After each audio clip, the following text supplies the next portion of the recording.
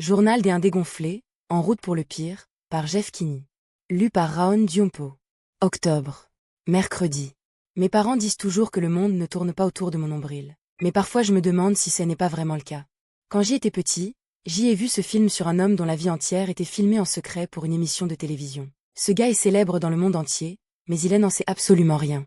Eh bien, depuis que j'y ai vu ce film, je soupçonne un peu qu'il m'arrive la même chose. Il se pourrait bien qu'il y ait toute une équipe de tournage de l'autre côté de mon miroir. J'espère que vous vous amusez bien, sale voyeur. Au début, ça m'énervait que ma vie soit diffusée sans mon autorisation. Mais ensuite, j'y ai réalisé que si des millions de personnes se branchent chaque jour pour voir ce que je fabrique, c'est en fait plutôt cool. Parfois, je m'inquiète que ma vie soit trop ennuyeuse pour avoir sa propre émission de télévision. Alors, j'essaie de faire quelque chose de divertissant de temps en temps pour donner aux gens à la maison une bonne occasion de rigoler, comme trébucher et faire tomber ma glace. Oups. Et l'autre chose que je fais, c'est envoyer de petits signaux à mon public pour lui faire savoir que je suis dans le secret. Par exemple, quand maman a dit qui a mangé le dernier cupcake, j'y ai dit ce n'est pas moi.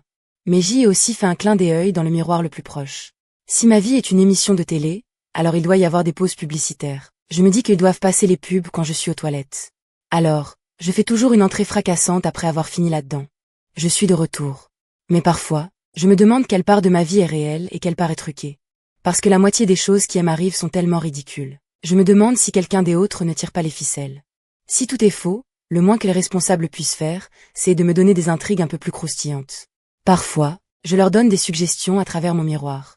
Que diriez-vous que Greg trouve une petite amie, ou que Greg s'achète une moto, ou encore que Greg trouve une petite amie et elle s'achète une moto. De temps en temps, je me demande si les gens dans ma vie sont vraiment ce qu'ils paraissent être, ou si ce ne sont en fait que des acteurs. Si ce sont des acteurs, j'espère que le gamin qui joue le rôle de mon ami Robert recevra un prix, parce qu'il fait un travail formidable pour passer pour un parfait imbécile. D'un autre côté, si mon frère Roderick n'est en fait qu'un gars payé pour agir comme un crétin, alors cela me le fait voir sous un tout autre jour.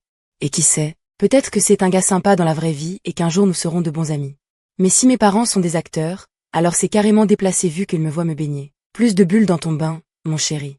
J-Clay. J'y ai fabriqué beaucoup de cartes pour la fête des mères et de la fête des pères au fil des ans. Si tout cela n'est qu'une imposture, alors je mérite d'être payé pour mon temps et mes efforts. Et en parlant d'être payé, je parie que mes vrais parents sont à l'abri du besoin pour le reste de leur vie grâce à moi. Ils sont probablement en train de naviguer sur un yacht en ce moment même. Mais je fais tout mon possible pour m'assurer de pouvoir toucher le pactole plus tard. Dans la plupart des émissions de télé, le personnage principal a une réplique fétiche que le prononce au moins une fois par épisode. J'y ai donc trouvé ma propre réplique fétiche. Et je la glisse dans la conversation de temps en temps. La voici. Eh bien, nom d'un biscuit. Plus tard, je vais coller ma réplique fétiche sur tous les produits dérivés possibles et attendre que l'argent commence à couler à flot. Nom d'un biscuit. Des autocollants pour pare-chocs, des casquettes, des tasses, des t-shirts, et bien sûr, des biscuits. Je garantis une chose cependant. Je ne vais pas finir comme une de ces célébrités déchues qui vendent des photos dans des conventions de autographes juste pour se faire un billet facile. La seule chose que j'y ai appris sur la télévision, c'est que tôt ou tard, toutes les émissions finissent par être annulées. Mais dans la dernière saison, ils introduisent généralement un nouvel animal de compagnie ou un enfant mignon pour faire remonter les audiences. Alors, quand mon petit frère Manny est né, j'y ai pensé qu'ils essayaient de me remplacer en tant que star de l'émission par un nouveau visage tout frais. Je sais exactement de quoi il s'agit, ai-je hurlé dans le miroir de l'hôpital. La chose que je n'arrivais pas à comprendre, c'était comment un nouveau-né pouvait être un acteur. J'y ai pensé que peut-être Manny était une marionnette contrôlée par un adulte caché à l'abri des regards. Je n'ai jamais trouvé de preuve que c'était vrai. Mais cela ne m'a pas empêché de vérifier sous la table de temps en temps, juste pour en être sûr. À mesure que Manny grandissait, il était assez clair qu'il se déplaçait tout seul. Alors je me suis demandé s'il n'était pas en fait un jouet mécanique super high-tech ou même une sorte de robot. Puis j'y ai pensé que peut-être tout le monde autour de moi était un robot et que j'y étais le seul être humain de la famille. Les robots ont besoin d'électricité pour fonctionner. Cela expliquerait pourquoi nous avons 2 ou 3 prises dans chaque pièce de la maison. Cela expliquerait aussi certaines des choses que mes parents disent quand ils pensent que je n'écoute pas. Comme peut-être que nous devrions partir pour le week-end pour recharger nos batteries. Si les robots utilisent des batteries, cela explique pourquoi nous en avons autant dans le bac en plastique de la buanderie. Je ne sais pas exactement où vont les batteries. Mais j'y ai quelques suppositions, et toutes me fichent la trouille.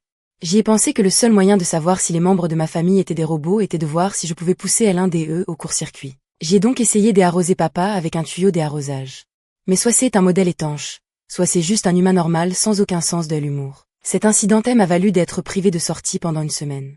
Les gens qui regardent mon émission ont probablement bien ri, mais je suis sûre que les audiences ont été au plus bas pendant un moment après ça, puisque j'y ai dû rester assis sans bouger dans ma chambre pendant 7 jours d'affilée à cause de ma punition. J'imagine qu'il y a une chance pour que je sois juste un gamin ordinaire menant une vie normale et que je ne sois pas la star d'une émission de télé, mais il pourrait tout de même y avoir quelqu'un là-haut en train de regarder. Avec toutes les planètes de l'univers, il doit bien y avoir une vie intelligente quelque part. Certains disent que si les extraterrestres existaient, des ovnis traverseraient notre ciel tout le temps. Mais je me dis que les extraterrestres sont malins et qu'ils gardent juste un profil bas jusqu'à ce que le moment soit venu d'y envahir. Ils sont probablement en train de nous espionner à la seconde même, collectant des informations sur notre façon de vivre. Je parie que les mouches domestiques sont en réalité de petits drones que les extraterrestres utilisent pour transmettre des images à leur vaisseau. Parce que si vous avez déjà vu une photo de mouches de près, il est assez évident que leurs yeux sont en fait des caméras high-tech. La seule chose que je ne comprends pas, c'est que les extraterrestres semblent vraiment fascinés par les crottes de chiens. Je veux dire, ils tournent toujours autour. Mais j'imagine qu'ils ont leur raison pour cela. J'y ai essayé d'expliquer cette théorie à mes parents et à des autres adultes, mais il est assez clair que personne ne veut écouter ce qu'un gamin a à dire. Alors, à chaque fois que j'y en ai l'occasion, je m'assure que les extraterrestres sachent que je suis de leur côté en chuchotant « Emmenez-moi avec vous ». J'espère que je me trompe pas au sujet des mouches, car si les drones sont en réalité des moustiques, et si notre dernier voyage de camping est une indication, nous pouvons probablement nous attendre à une invasion extraterrestre d'une seconde à l'autre. C'est juste que j'y ai toujours eu l'impression que quelqu'un était là-haut à suivre ma vie de près. Après la mort de ma grand-mère, maman M a dit que je serais en sécurité parce que mamie veillait sur moi depuis le paradis. J'y ai toujours trouvé que c'était super et tout, mais j'y ai beaucoup de problèmes avec la façon dont ça fonctionne. Ça me dérange pas que mamie veille sur moi quand je fais du skateboard ou quelque chose où je pourrais avoir besoin d'un peu de protection supplémentaire. Mais il y a des autres moments où on a juste besoin d'un peu d'intimité. Est-ce qu'elle me regarde quand je suis sur les toilettes? Ce qui m'inquiète, c'est que lorsque mamie était vivante, je pouvais parfois être assez odieux. Une fois, je lui ai dit qu'elle sentait l'asperge. Donc si j'y étais à sa place, je me soucierais pas vraiment et s'il m'arrivait quelque chose. Si mamie regarde ailleurs quand je traverse la rue ou quelque chose comme ça, je ne peux pas dire que je lui en veux. En fait, je me sens un peu mal si mamie doit garder un œil sur moi 24 heures sur 24. Elle a travaillé dur toute sa vie comme serveuse, elle a donc bien mérité le droit de se détendre. J'espère qu'elle est assise dans un bain de bulles là-haut, au paradis en train de lire ses romans d'amour et qu'elle ne regarde pas un collégien ingrat faire ses devoirs tous les soirs. Je vais vous dire une chose, si je vais au paradis, je vais passer tout mon temps à nager dans une piscine géante remplie de bonbons ou à faire des loopings autour des nuages. Il n'y a aucune chance que je me retrouve coincé à veiller sur un arrière-petit-fils que J est à peine connu. La seule chose qui rendrait cela amusant, c'est si J avait le pouvoir de punir mes descendants à chaque fois qu'ils font quelque chose d'agaçant, comme si je pouvais les foudroyer avec un éclair miniature quand ils se lèchent le nez. Récemment, maman M a dit que ce n'est pas seulement mamie qui veille sur moi. Ce sont tous mes proches qui sont décédés. J'aimerais un peu qu'elle n'ait pas dit cela parce que maintenant, quand je copie sur la feuille des Alex Arruda pendant contrôle des orthographes, je me sens beaucoup plus coupable, mais je veux savoir jusqu'à combien de générations cela remonte. Ça me va pour quelques centaines d'années environ, mais si c'est tout mon arbre généalogique depuis le début, c'est une toute autre histoire. Je veux dire, si J est des parents de l'époque des hommes des cavernes qui veillent sur moi, ces gars vont probablement être assez confus par ce que je fais lors d'une journée moyenne puisqu'ils n'ont aucune base pour comprendre les jeux vidéo. Pour être honnête, je ne suis pas à l'aise avec toutes ces personnes qui regardent par-dessus mon épaule. Si mes proches me regardent vraiment à chaque fois que je sors de la douche ou que je goûte mon cérumen, cela va être assez embarrassant quand nous nous réunirons plus tard. Jeudi. Nous avons la foire aux livres à l'école cette semaine.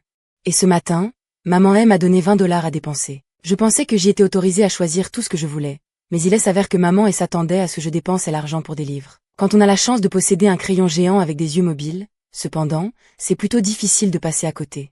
En plus du crayon, j'y ai eu une affiche avec un chat disant quelque chose de sarcastique, une gomme en forme de panda, une calculatrice qui brille dans le noir, un stylo qui écrit sous Hello et un autre crayon géant avec des yeux mobiles juste au cas où le premier serait perdu ou volé. J'y ai pensé qu'il y avait une chance pour que maman ne soit pas contente de la façon dont J ai dépensé son argent, alors je me suis assurée d'acheter un yo-yo avec un bon message dessus. Il est écrit J adore lire. Mais maman elle n'a pas été impressionnée.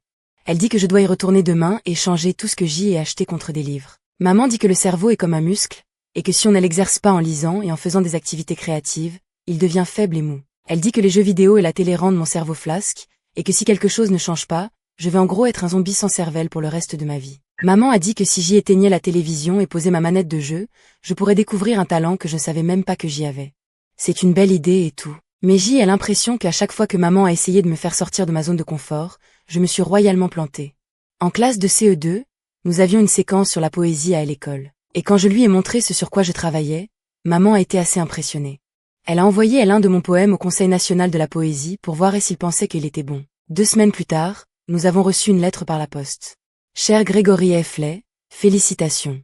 Votre poème, Mon été loufoque, a été choisi pour apparaître dans la prestigieuse anthologie de la poésie, un recueil annuel des meilleures œuvres du pays par les poètes les plus prometteurs. Maman était vraiment excitée par la nouvelle, et j'y avoue que moi aussi. Je me suis un peu pris au jeu d'être un poète et j'y ai même commencé à m'habiller différemment à l'école en portant un béret et un faux bouc. Mais il s'avère que toute cette histoire des anthologies de la poésie était une grosse blague. Tout d'abord, le livre faisait environ 1000 pages. Et tous les poèmes étaient écrits en tout petits caractères. Il m'a fallu une demi-heure pour trouver mon poème là-dedans et ils ont mal orthographié mon nom. Quoi qu'il en soit, j'y ai lu quelques-uns des autres poèmes et ils étaient affreux. La plupart semblaient avoir été écrits par des enfants de 5 ans. Ma tortue Fred par Maya Peebles. Ma tortue Fred. Elle n'est pas morte. Elle dort dans sa carapace. Et quand elle mourra, j'imagine qu'elle sentira mauvais.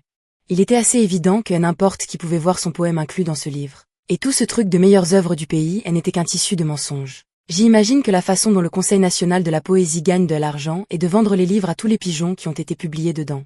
Ce que je sais à coup sûr, c'est que le Conseil de la poésie a gagné beaucoup d'argent sur notre dos.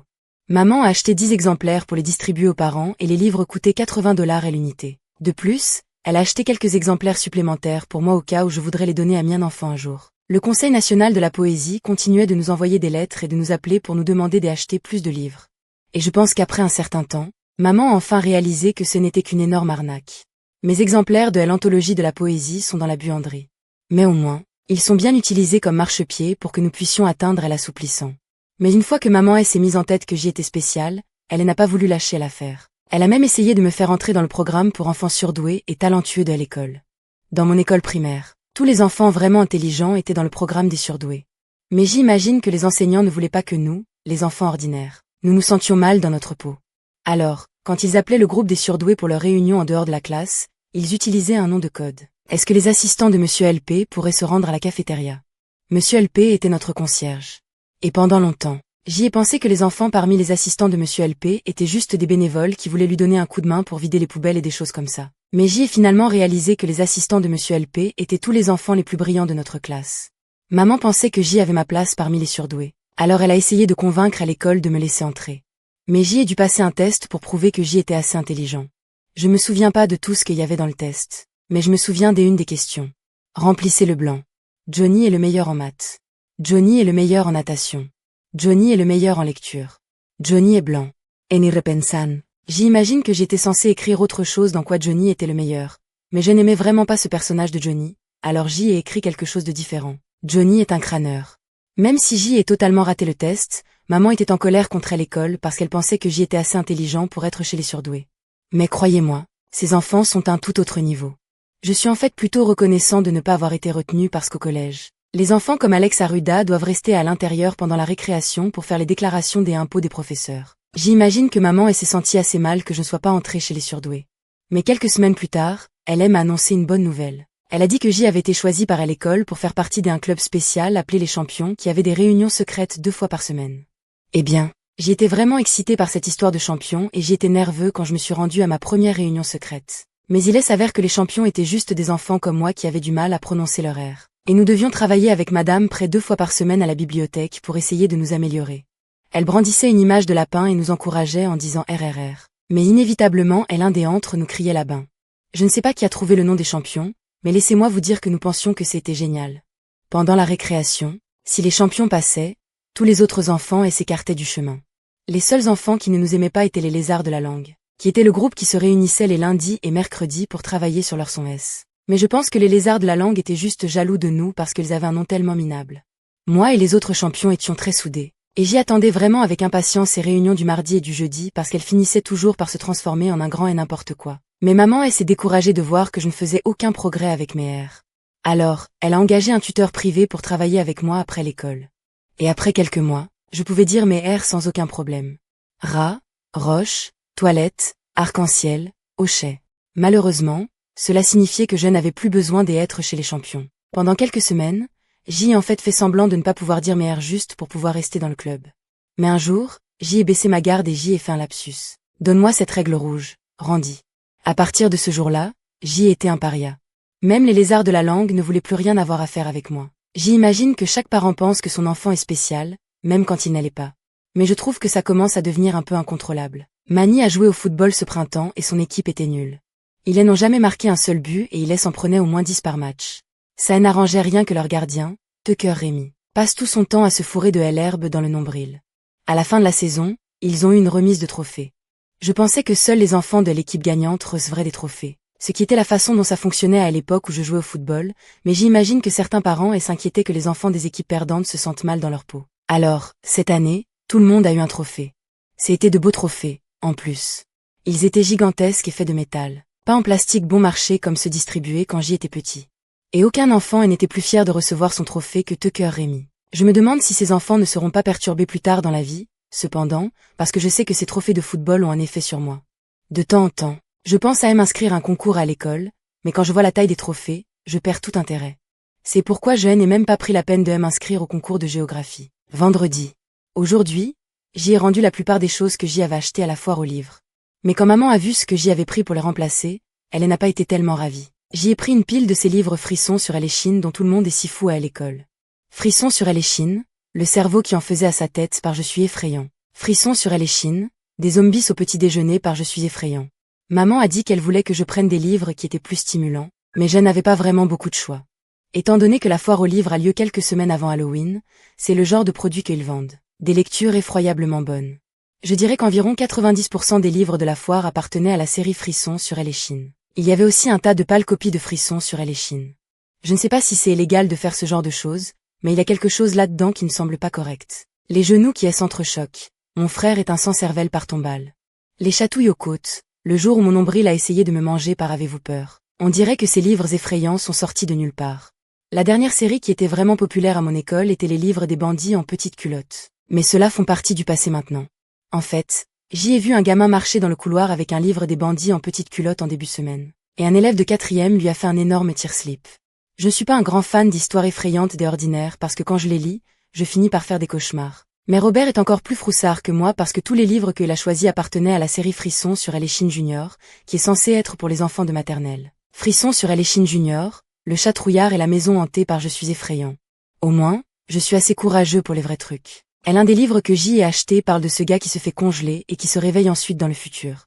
Frissons sur Chine, réveillez-moi en L en 3000 par je suis effrayant. Je pensais que c'était juste un tas de science-fiction. Mais Albert Sandy a dit qu'il avait entendu parler de ce riche monsieur qui le faisait pour de vrai. Albert a dit qu'il avait vu ce reportage aux informations sur un vieux milliardaire qui est très malade et qui a payé une tonne d'argent pour se faire congeler. Ensuite, dans 100 ans, il va se faire décongeler.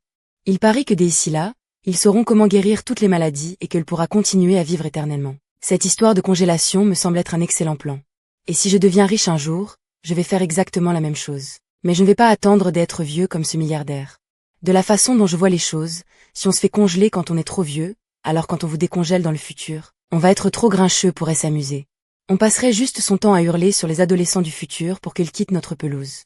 Alors, si je gagne à la loterie ou quelque chose comme ça dans les prochaines années, je vais utiliser l'argent pour m'acheter un billet aller simple immédiat pour le futur. Je ne parle de mon plan à personne, cependant.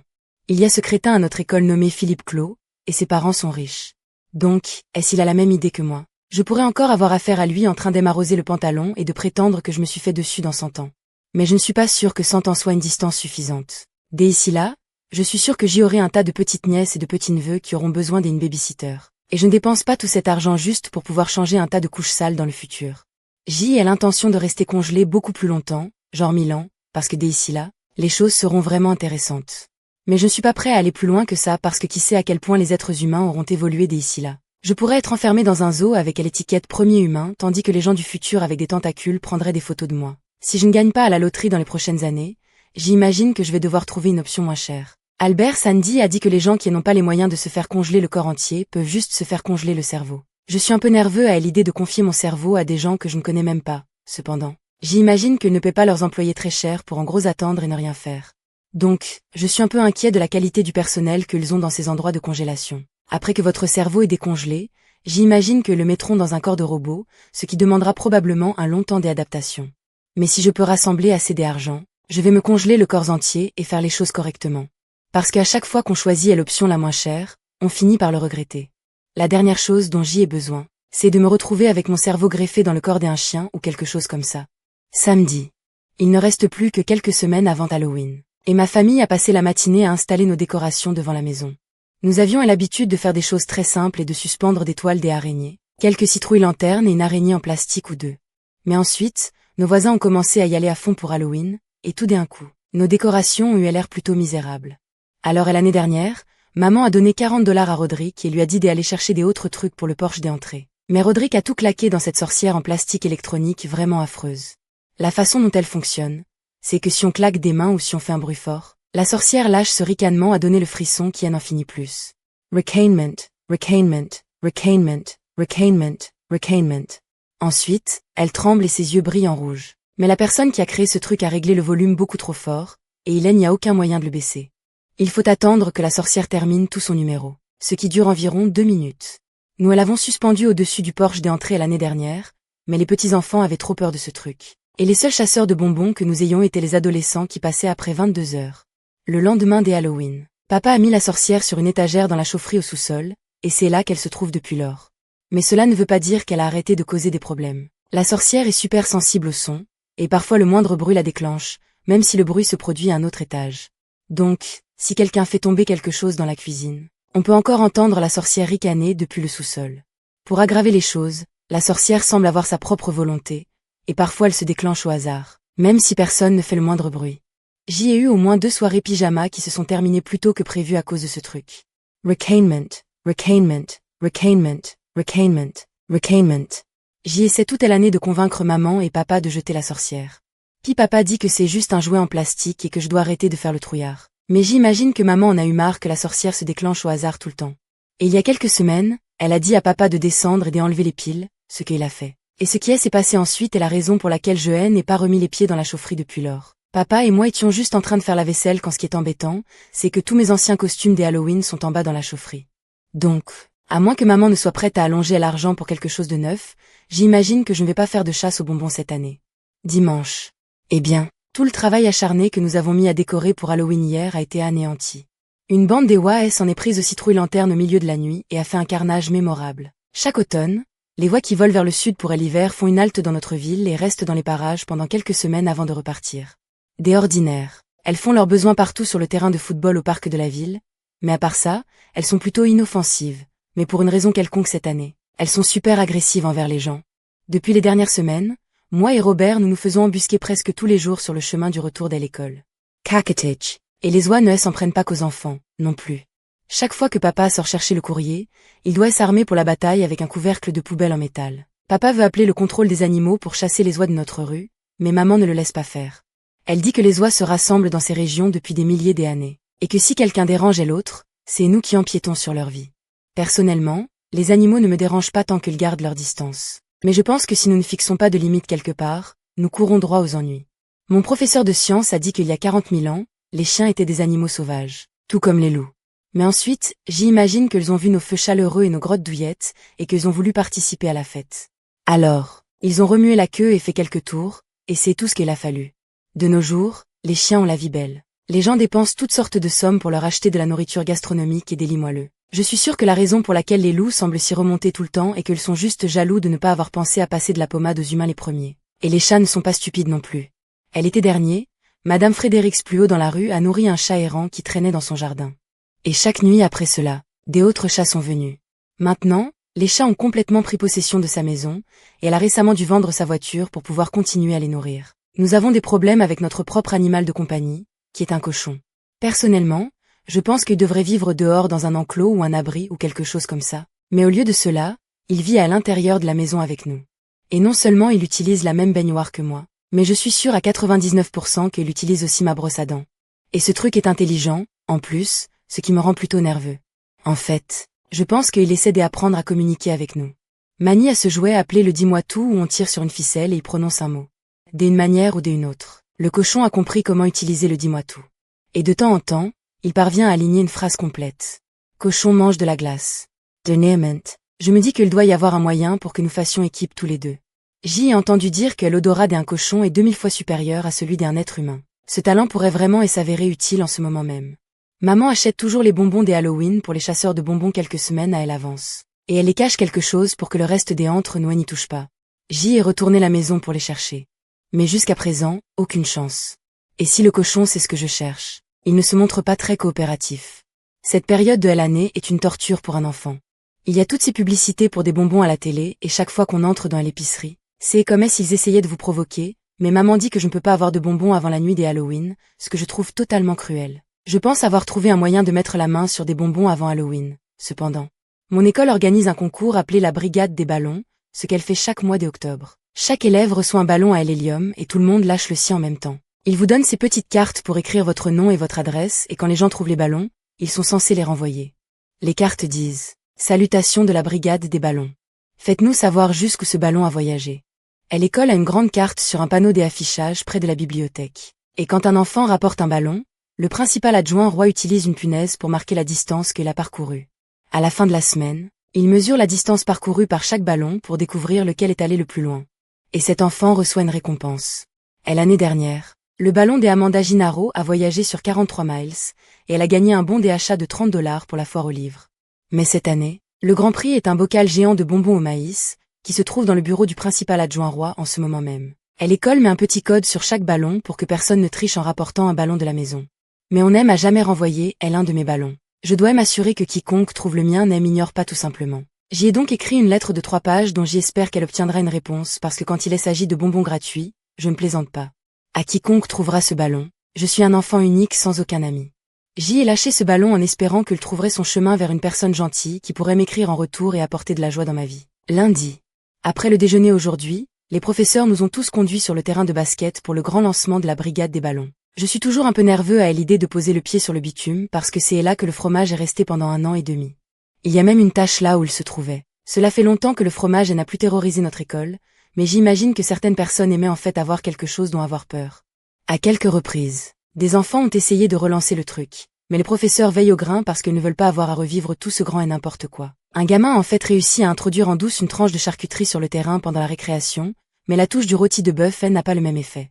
Tu as la touche du rôti de bœuf. Pourtant, quelqu'un essaie toujours de lancer un nouveau truc. Cette année, tout tourne autour des chaises de l'auditorium. Les chaises sont rouges, sauf une, qui est jaune et a un pied cassé. Apparemment, un gamin a fait pipi dessus pendant un rassemblement vraiment long le mois dernier. Et si on ne fait pas attention et qu'on s'assoit sur la chaise jaune, les enfants se mettent à hurler. Le siège du pipi, le siège du pipi. Et après ça, on est à peu près fini pour le reste de l'année scolaire.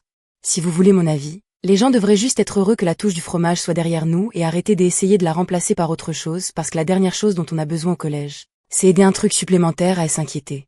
Aujourd'hui, le principal adjoint roi a fait un compte à rebours dans son mégaphone et tout le monde a lâché son ballon. Je dois avouer que c'était plutôt excitant de les voir tous monter dans les airs en même temps. Mais l'excitation n'a pas duré longtemps. Presque tous les ballons sont allés directement dans la nouvelle antenne de téléphonie mobile qu'ils ont construite sur la colline à côté du terrain de football et ne sont pas allés plus loin. Heureusement, mon ballon était lesté par la lettre que j'y avais écrite, il est donc passé sous l'antenne et a ensuite franchi les arbres de l'autre côté. Je ne pense pas que mon ballon va aller aussi loin que celui des Andrea Gennaro. Mais je n'en ai pas besoin. Du moment que quelqu'un trouve le ballon et le renvoie, ce bocal de bonbons au maïs est à moi. J'espère juste qu'ils écriront au lieu des appelés. J'y ai mis le numéro de portable de maman sur ma lettre. Mais apparemment il va s'écouler quelques jours avant qu'il ne répare l'antenne et que les gens de la ville puissent à nouveau capter le réseau. Mercredi. Cela fait 2 jours et toujours aucune nouvelle de mon ballon. Je commence à m'inquiéter un peu parce que le concours se termine lundi et si personne ne récupère son ballon, je suis sûre que le principal adjoint roi va garder les bonbons pour lui tout seul. Ces derniers temps, j'y ai du mal à rester concentrée à l'école. Mais heureusement mes devoirs n'ont pas été si difficiles. Notre travail de lecture consistait à écrire une biographie sur un auteur célèbre, j'y ai donc choisi le gars de Frisson sur Chine. Mais il s'avère qu'il n'y a presque aucune information sur lui. En fait, la seule chose que j'y ai pu trouver était ce petit encadré à la fin de tous ces livres. Qui est Je suis effrayant. Presque rien n'est connu sur le mystérieux Je suis effrayant. Tout ce que nous pouvons dire avec certitude, c'est qu'il concocte une nouvelle entrée terrifiante dans la série Frisson sur Chine. La bonne nouvelle, c'est que puisque je n'ai pas vraiment été capable de trouver quoi que ce soit sur Je suis effrayant, j'y en avais fini avec toute la biographie de mon auteur en 2 minutes environ. Biographie de l'auteur. Nom de l'auteur Je suis effrayant. Date de naissance point d'interrogation. Lieu de naissance point d'interrogation. Loisir point d'interrogation. Étude point d'interrogation. Fait intéressant sur l'auteur point d'interrogation. Avec un nom comme Je suis effrayant, j'imagine qu'on n'a pas d'autre choix que d'écrire des livres effrayants pour gagner sa vie. J'aimerais un peu et n'avoir jamais commencé à lire ces livres Frissons sur Chine, cependant, parce qu'une fois qu'on commence à les lire, il est difficile de s'arrêter. Et ils commencent à affecter ma vie quotidienne. Aller chez le dentiste n'a jamais été une partie de plaisir au départ. Mais après avoir lu le Frisson sur Chine numéro 67, c'est devenu encore pire. Frisson sur Chine, mon dentiste est le diable par Je suis effrayant. J'y ai emprunté tous les livres Frissons sur Chine de la bibliothèque, et j'y ai même emprunté quelques livres Frissons sur Chine Junior à Robert pour pouvoir continuer. Et juste comme je l'avais prédit, les livres commencent à me donner des cauchemars. Le frisson sur Eléchine numéro 71 parle de ce gamin à qui il pousse une queue de lézard et qui essaie de la cacher à sa famille et à ses professeurs. Frisson sur Eléchine. Pile tu perds la queue par je suis effrayant. Celui-là m'a vraiment stressé. Et la nuit où je l'ai lu, j'y ai fait un rêve où c'était moi qui avais la queue. En fait, mon rêve a vraiment super bien commencé parce qu'il y a un tas de choses amusantes qu'on peut faire avec une queue auxquelles on ne penserait même pas. Par exemple, on peut tenir une raquette avec sa main et une raquette avec sa queue, ce qui permet de jouer 2 parties de ping-pong en même temps. Dans mes rêves, je n'avais pas honte de ma queue. J'y en étais fière, et je l'utilisais à mon plein avantage, allant même jusqu'à dribbler avec elle dans un match de basket. La seule chose que je n'aimais pas là-dedans, c'était que quand j'y étais excitée par quelque chose, tout le monde pouvait le voir parce que ma queue remuait. Maman, tu penses que cette fille est jolie? Moi, pas vraiment. La queue remue. Puis, tout d'un coup, ma queue est devenue un problème. Les gens sont devenus jaloux et la chose suivante que j'y ai su, c'est que j'y étais traquée par une foule en colère avec des torchets et des fourches comme si j'y étais une sorte de monstre. J'y ai couru pour sauver ma vie et me suis échappée par une fenêtre et les habitants de la ville m'ont poursuivi dans la rue et à travers un centre commercial. J'y ai bien failli m'échapper, mais ensuite ma queue s'est coincée dans l'escalator. Je jure que j'y ai pu réellement le sentir se produire et cela m'a réveillée. En fait, le rêve était si réaliste que j'y ai allumé la lumière pour voir si j'y avais réellement une queue. Et je dois dire que j'y ai été un peu déçue quand j'y ai réalisé qu'il n'y avait rien. Ce n'est pas le seul mauvais rêve que j'y ai fait à cause de ces livres, cependant. Et l'autre nuit, j'y ai fait un rêve où j'y étais capturée par des pirates zombies et forcée de marcher sur la planche au-dessus des eaux infestées de requins. Pour une raison quelconque, je n'arrêtais pas de répéter cette stupide comptine. Pas. Non. Plouf. À hello je vais. Malheureusement, je le disais pour de vrai. Alors maintenant Roderick a une vidéo de moi en train de parler dans mon sommeil, disant pas, non, plouf, à hello je vais. Parfois, mes rêves sont si ridicules que je sais en fait que je fais un cauchemar. Et quand cela arrive, j'essaie de m'en sortir en faisant hurler mon double du rêve, réveille-toi, abruti. Des autres fois, je pense que je fais un cauchemar, mais en fait non. Alors quand j'essaie de me réveiller en me jetant, disons, un verre d'eau à la figure, je réalise que je ne dors pas. Maman a ce livre qui explique comment donner un sens aux rêves, et c'est en fait plutôt intéressant. En gros, tout ce qui se passe dans vos rêves a une sorte de signification plus profonde. Par exemple, tomber. Un rêve où l'on tombe signifie qu'on a peur de perdre le contrôle de sa vie. Cela pourrait aussi signifier qu'on a peur de ne pas avoir assez de temps pour tout terminer. Apparemment, celui sur la queue signifie que j'y ai honte de quelque chose dans mon passé. Et le rêve sur les pirates signifie que je suis stressée à l'idée de ne pas être un assez bon ami. Et l'autre nuit, j'y ai fait un rêve où toutes mes dents étaient déchaussées. Et apparemment, celui-là parle d'une peur de perdre le contrôle, ce qui est assez logique. Penses y. Si vous éternuiez ne serait-ce qu'un coup, vos dents s'envoleraient hors de votre visage. Mais il va me falloir une éternité pour décoder le rêve que j'y ai fait la nuit dernière parce que celui-là était carrément insensé. Je me suis donné un coup de pied dans ma propre tête à travers les poteaux de but tout en hurlant, de la moutarde sur mes navets, et s'il vous plaît. Jeudi. Il s'avère que choisir l'auteur de Frisson sur Eléchine pour mon travail de lecture était une mauvaise idée. Presque tous les enfants de ma classe ont fait la biographie de leur auteur sur Je suis effrayant et personne n'a pu trouver d'informations sur le gars. Je pense que notre professeur, Madame Mott, a cru que nous essayions de faire les malins, alors elle a dit que nous devions tous rester à l'intérieur pendant la récréation jusqu'à ce que nous ayons refait nos devoirs. Je pense qu'une partie de la raison pour laquelle Madame Mott s'est mise si en colère est qu'elle en a marre que tout le monde fasse ses fiches de lecture sur la série Frisson sur Eléchine. La semaine dernière, au moins 5 enfants ont choisi exactement le même livre pour leurs devoirs, et cela a bien failli faire perdre patience à Madame Mott. Le livre qu'ils avaient tous choisi était Frisson sur Eléchine. Mon professeur est un cannibale par Je suis effrayant. Mais la goutte d'eau qui a fait déborder le vase, c'est quand Amanda Piclet a fait une présentation de livre sur le cerveau qui en faisait à sa tête. Amanda a apporté un faux cerveau fait en gelée, mais elle a perdu sa prise et elle a fait tomber par terre, ce qui a fait s'évanouir 2 enfants. Un tas de parents ne sont pas contents des livres Frisson sur Eléchine, non plus. J'y ai entendu dire que le père de Danny Mseklurke s'est rendu à la réunion des parents des élèves de la semaine dernière et a dit qu'il voulait que les livres soient interdits parce qu'ils font la promotion de la sorcellerie. Apparemment, Monsieur Mseklurke a surpris Danny en train de essayer aux arts sombres dans son garage. Et Monsieur Mseklurke a tout mis sur le dos des livres Frisson sur Eléchine. Mais d'après ce que j'y ai entendu, Danny s'entraînait juste à des tours de magie pour le spectacle de talent de l'automne. J'espère sérieusement que les livres Frisson sur Eléchine ne seront pas interdits parce que c'est la seule chose qui maintient ma note de lecture à flot. Nous sommes tenus de lire 15 livres d'ici la fin de l'année, et tous les miens proviennent de cette série. La façon dont on prouve qu'on a fini de lire un livre est de passer un test à choix multiples sur l'ordinateur. J'y ai obtenu 100% à chaque test que j'y ai passé jusqu'à présent. Ce qui j'y imagine prouve que je fais vraiment attention quand je lis les livres.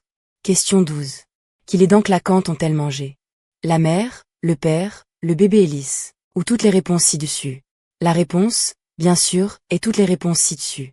Quand je suis rentrée à la maison, j'y ai dit à maman comment Madame Mott nous obligeait à refaire les biographies de nos auteurs, et que je ne savais pas quoi faire. Mais maman M a dit que la raison pour laquelle je ne pouvais trouver aucune information sur Je suis effrayant et qu'il ne s'agit pas d'une vraie personne. J'y ai dit à maman que c'était ridicule parce que ce gars a écrit près de 200 livres. Mais maman a dit que parfois les éditeurs créent un auteur fictif et engagent ensuite un tas de gens pour écrire des livres sous ce nom.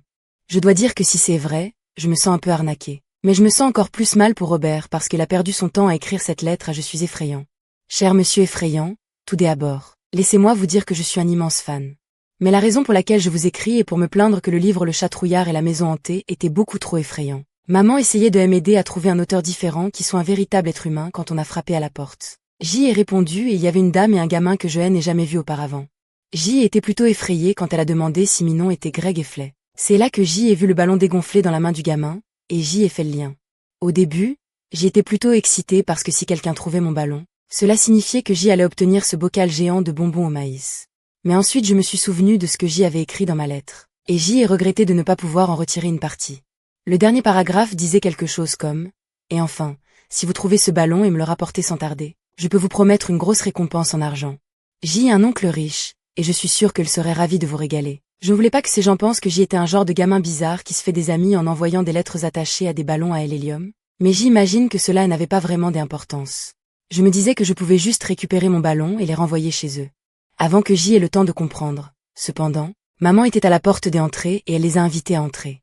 30 secondes plus tard, nous avions ces deux parfaits inconnus assis à notre table de cuisine. La dame s'est présentée comme Madame Salsom et a dit que son fils s'appelait Maddox. Ils vivent dans la ville d'à côté.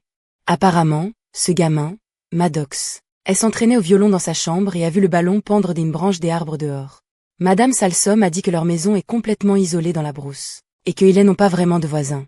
Et de plus, parce qu'elle travaille à temps plein et va à l'école le soir, elle n'a pas beaucoup d'occasions d'organiser des rendez-vous de jeu pour Maddox. Elle a dit que lorsqu'elle a lu la lettre, elle a su que c'était le destin, et ils sont montés en voiture et sont venus directement. Je commençais à me sentir vraiment mal à l'aise. Tout ce que j'y essayais de faire, c'était de gagner des bonbons au maïs. Et maintenant, les choses devenaient totalement incontrôlables. Mais avant que je puisse expliquer que tout cela n'était qu'un gros malentendu, maman M a dit que je devrais emmener Maddox à l'étage et faire sa connaissance pendant qu'elle discutait avec Madame Salsom dans la cuisine. Alors maintenant ce gamin était dans ma chambre et il semblait que c'était tout aussi embarrassant pour lui que pour moi. J'y ai essayé de faire la conversation, mais je n'ai pas pu décrocher un mot de sa part. Finalement, j'y ai abandonné et j'y ai juste fait comme s'il n'était pas là. Quand j'y ai allumé mon ordinateur pour jouer à un jeu vidéo, cependant, Maddox s'est transformé en une personne totalement différente. Il s'est mis dans tous ses états et a commencé à faire des bruits étranges. Oh!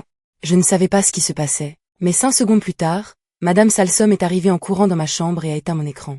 Elle a dit qu'elle n'autorisait pas Maddox à jouer à des jeux vidéo. Et la raison pour laquelle il était si agité était que Hélène n'en avait jamais vu un de ses propres yeux auparavant. J'y aurais aimé qu'elle ne dise pas que son enfant ne jouait pas aux jeux vidéo parce que je n'avais pas besoin que maman se mette à avoir des idées folles. Maddox avait du mal à se calmer. Alors Madame Salsom a dit qu'il devrait probablement rentrer chez eux. Et cela me convenait parfaitement. Mais j'y aurais aimé ne pas être si pressée de les voir passer la porte parce qu'après qu'ils sont partis en voiture, j'y ai réalisé que je n'avais jamais récupéré mon ballon. Samedi. J'y ai dit au principal adjoint Roy que quelqu'un avait trouvé mon ballon, mais il n'a pas voulu me donner les bonbons au maïs à moins que je ne l'apporte pour le prouver.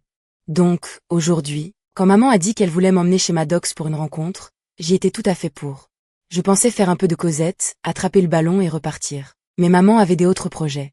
Quand nous sommes arrivés chez les Salsom, ce qui était vraiment au milieu de nulle part, maman a dit qu'elle allait aller en ville prendre un café avec Madame Salsom pendant que je restais avec Maddox. Croyez-moi, si j'y avais su que ça allait se passer comme ça, je ne serais jamais montée dans la voiture. Quand maman M a déposé, je me suis dit que je ferais tout aussi bien d'essayer d'en tirer le meilleur parti. Maddox parlait cette fois, donc c'était au moins un début décent. J'y ai demandé à Maddox s'il avait de la nourriture de pacotille, mais il a dit que sa maman ne le laissait pas toucher à ce genre de choses. J'y ai lui demandé s'il voulait regarder un peu la télé, mais il m'a dit qu'il n'avait pas de télévision.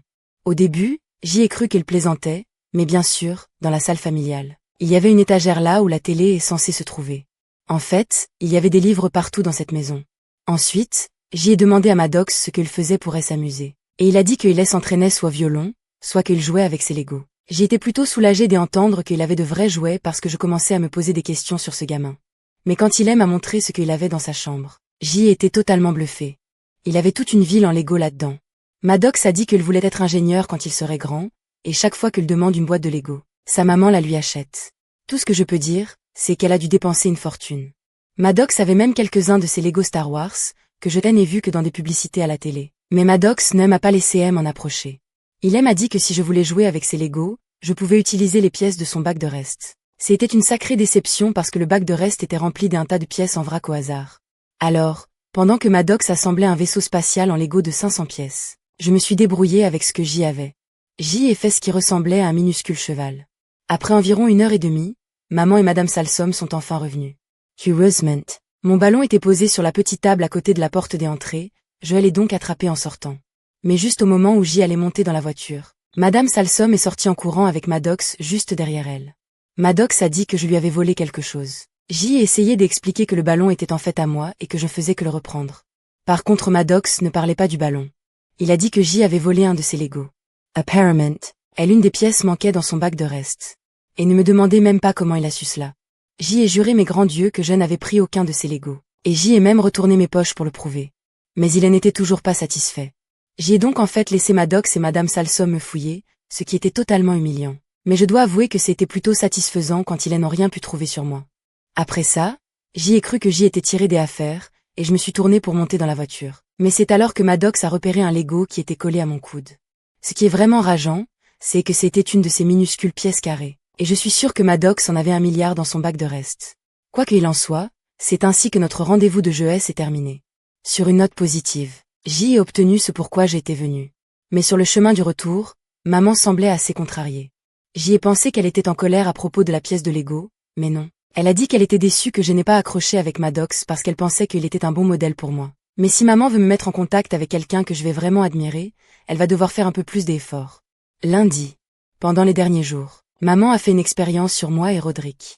Elle voulait voir combien de temps il faudrait pour que l'un des entre nous sorte la poubelle sans qu'on le lui demande. Mais j'imagine que nous avons raté le test parce que la nuit dernière elle a abandonné. Au dîner, maman a dit qu'elle n'était pas allée à l'université juste pour pouvoir passer son temps à nettoyer derrière tout le monde et à gratter du chewing-gum sur nos chaussures. Elle a dit qu'elle avait besoin de se trouver dans un environnement stimulant et qu'elle retournait à l'école à temps plein pour terminer sa maîtrise. Elle a dit que pour que cela fonctionne, tout le monde allait devoir mettre la main à la pâte à la maison. Alors pour rendre les corvées amusantes, elle a créé un sac à surprise, qui est une tête et oreiller remplie de petits morceaux de papier sur lesquels sont écrites des tâches au hasard. Je suis à peu près sûre qu'elle a trouvé l'idée dans le magazine Plaisir en famille. Moi et Roderick sommes censés piocher dans le sac à surprise chaque jour après l'école et faire une corvée. Maman nous a dit que si nous faisions nos corvées, elle nous laisserait piocher dans les bonbons des Halloween un peu en avance. Eh bien, c'est la preuve qu'ils sont quelque part dans la maison. Mais ce seront que des bonbons en bonus pour moi parce qu'aujourd'hui à l'école, j'y ai échangé mon ballon contre ce gros bocal de bonbons au maïs dans le bureau du principal adjoint roi. Et dès que je suis rentrée à la maison, je l'ai caché dans le tiroir du bas de ma commode pour ne pas avoir à le partager avec qui que ce soit. Une fois que cela a été réglé, j'y ai pioché dans le sac à surprise, j'y ai sorti un morceau de papier et je suis tombée sur Astiqué à l'argenterie. Ce qui doit être la pire corvée là-dedans. Roderick a dû ajouter ses propres éléments au sac à surprise parce que Joël est trouvé endormi sur le canapé à côté d'un morceau de papier avec son écriture qui disait « Faire une sieste ». J'y ai décidé de m'accorder quelques bonbons au maïs en guise de récompense pour avoir fini ma corvée. Mais quand je suis entrée dans ma chambre, mon tiroir du bas était ouvert et le bocal était vide. Il ne m'a pas fallu longtemps pour trouver le coupable. J'y ai trouvé le cochon qui titubait dans la cuisine comme s'il était ivre ou quelque chose comme ça. Au début, j'ai été furieux parce que non seulement le cochon avait mangé tous mes bonbons au maïs, mais il avait en plus trouvé le moyen de dévisser le bocal pour le faire. Ensuite, j'y ai commencé à m'inquiéter un peu parce que le cochon n'avait vraiment pas l'air très bien. J'y ai pensé que grand-père saurait peut-être quoi faire, mais il était de sortie avec Madame French. J'y ai réveillé Roderick et lui ai demandé quoi faire et il a dit que je devrais appeler papa. C'est ce que j'y ai fait, mais papa était en réunion. Je ne voulais pas déranger maman parce que je savais qu'elle était à son université pour s'inscrire à des cours, mais le cochon devenait ouvert, alors Joël est appelé quand même. Je lui ai dit que le cochon semblait assez malade et elle m'a demandé s'il avait mangé quelque chose d'étrange. Je ne voulais vraiment pas lui dire qu'il s'était attaqué à mes bonbons au maïs. Alors je lui ai dit que je n'étais pas sûre. Elle a dit que nous ferions mieux d'emmener le cochon chez le vétérinaire au cas où et qu'elle quittait à l'école pour nous y retrouver. Roderick n'était pas content que je le réveille pour la deuxième fois en 5 minutes, mais un seul coup d'œil au cochon elle a convaincu que nous devions bouger. Pendant le trajet, j'y ai tenu le cochon dans mes bras à l'arrière de la camionnette de Roderick. Mais à mi-chemin du vétérinaire, il a commencé à faire des bruits bizarres. Grunment. J'y ai dit à Roderick de se garer, mais le temps qu'il le fasse, il était déjà trop tard. Le cochon a vomi. Maintenant, il y avait une flaque géante gluante orange et jaune sur le sol de la camionnette de Roderick. Et je suis à peu près sûre que je ne pourrai plus jamais regarder les bonbons au maïs de la même façon. Roderick a dit que c'était de ma faute si le cochon avait touché à mes bonbons. C'était donc mon travail de nettoyer. Puis il m'a tendu un rouleau d'essuie-tout et m'a dit de me mettre au travail. Même si la flaque était composée de bonbons au maïs, elle n'en avait pas l'odeur. J'y ai essayé de l'éponger tout en retenant mon souffle, mais c'était sans espoir. Finalement, je n'ai plus pu le supporter et j'y ai réalisé que j'y allais me trouver mal moi-même. Heureusement, j'y ai pu sortir de la camionnette à temps. Malheureusement, la dame dont le jardin se trouvait juste devant notre stationnement était dehors en train de racler des feuilles et a tout vu. J'imagine qu'elle a pensé que nous étions une bande de mauvais garçons et que c'était une sorte de farce des adolescents parce qu'elle a dit qu'elle appelait les flics. Alors, je suis remontée dans la camionnette et nous avons démarré en trombe aussi vite que nous le pouvions pour rejoindre l'autoroute. Mais, nous ne sommes pas allés loin. Heureusement, j'y ai pu tout expliquer à l'agent de police, mais il ne semblait pas vouloir entendre tous les détails. Juste après le départ du flic, maman a repéré la camionnette de Rodrigue sur l'autoroute et elle s'est garée derrière nous. Et j'imagine que le cochon ne s'était pas totalement vidé car il a recraché une dernière flaque de bonbons au maïs. Mardi. Hier soir, quand nous sommes rentrés à la maison, maman a dit qu'elle n'était pas en colère contre moi, qu'elle était déçue. Et quand ça vient de maman, c'est encore pire.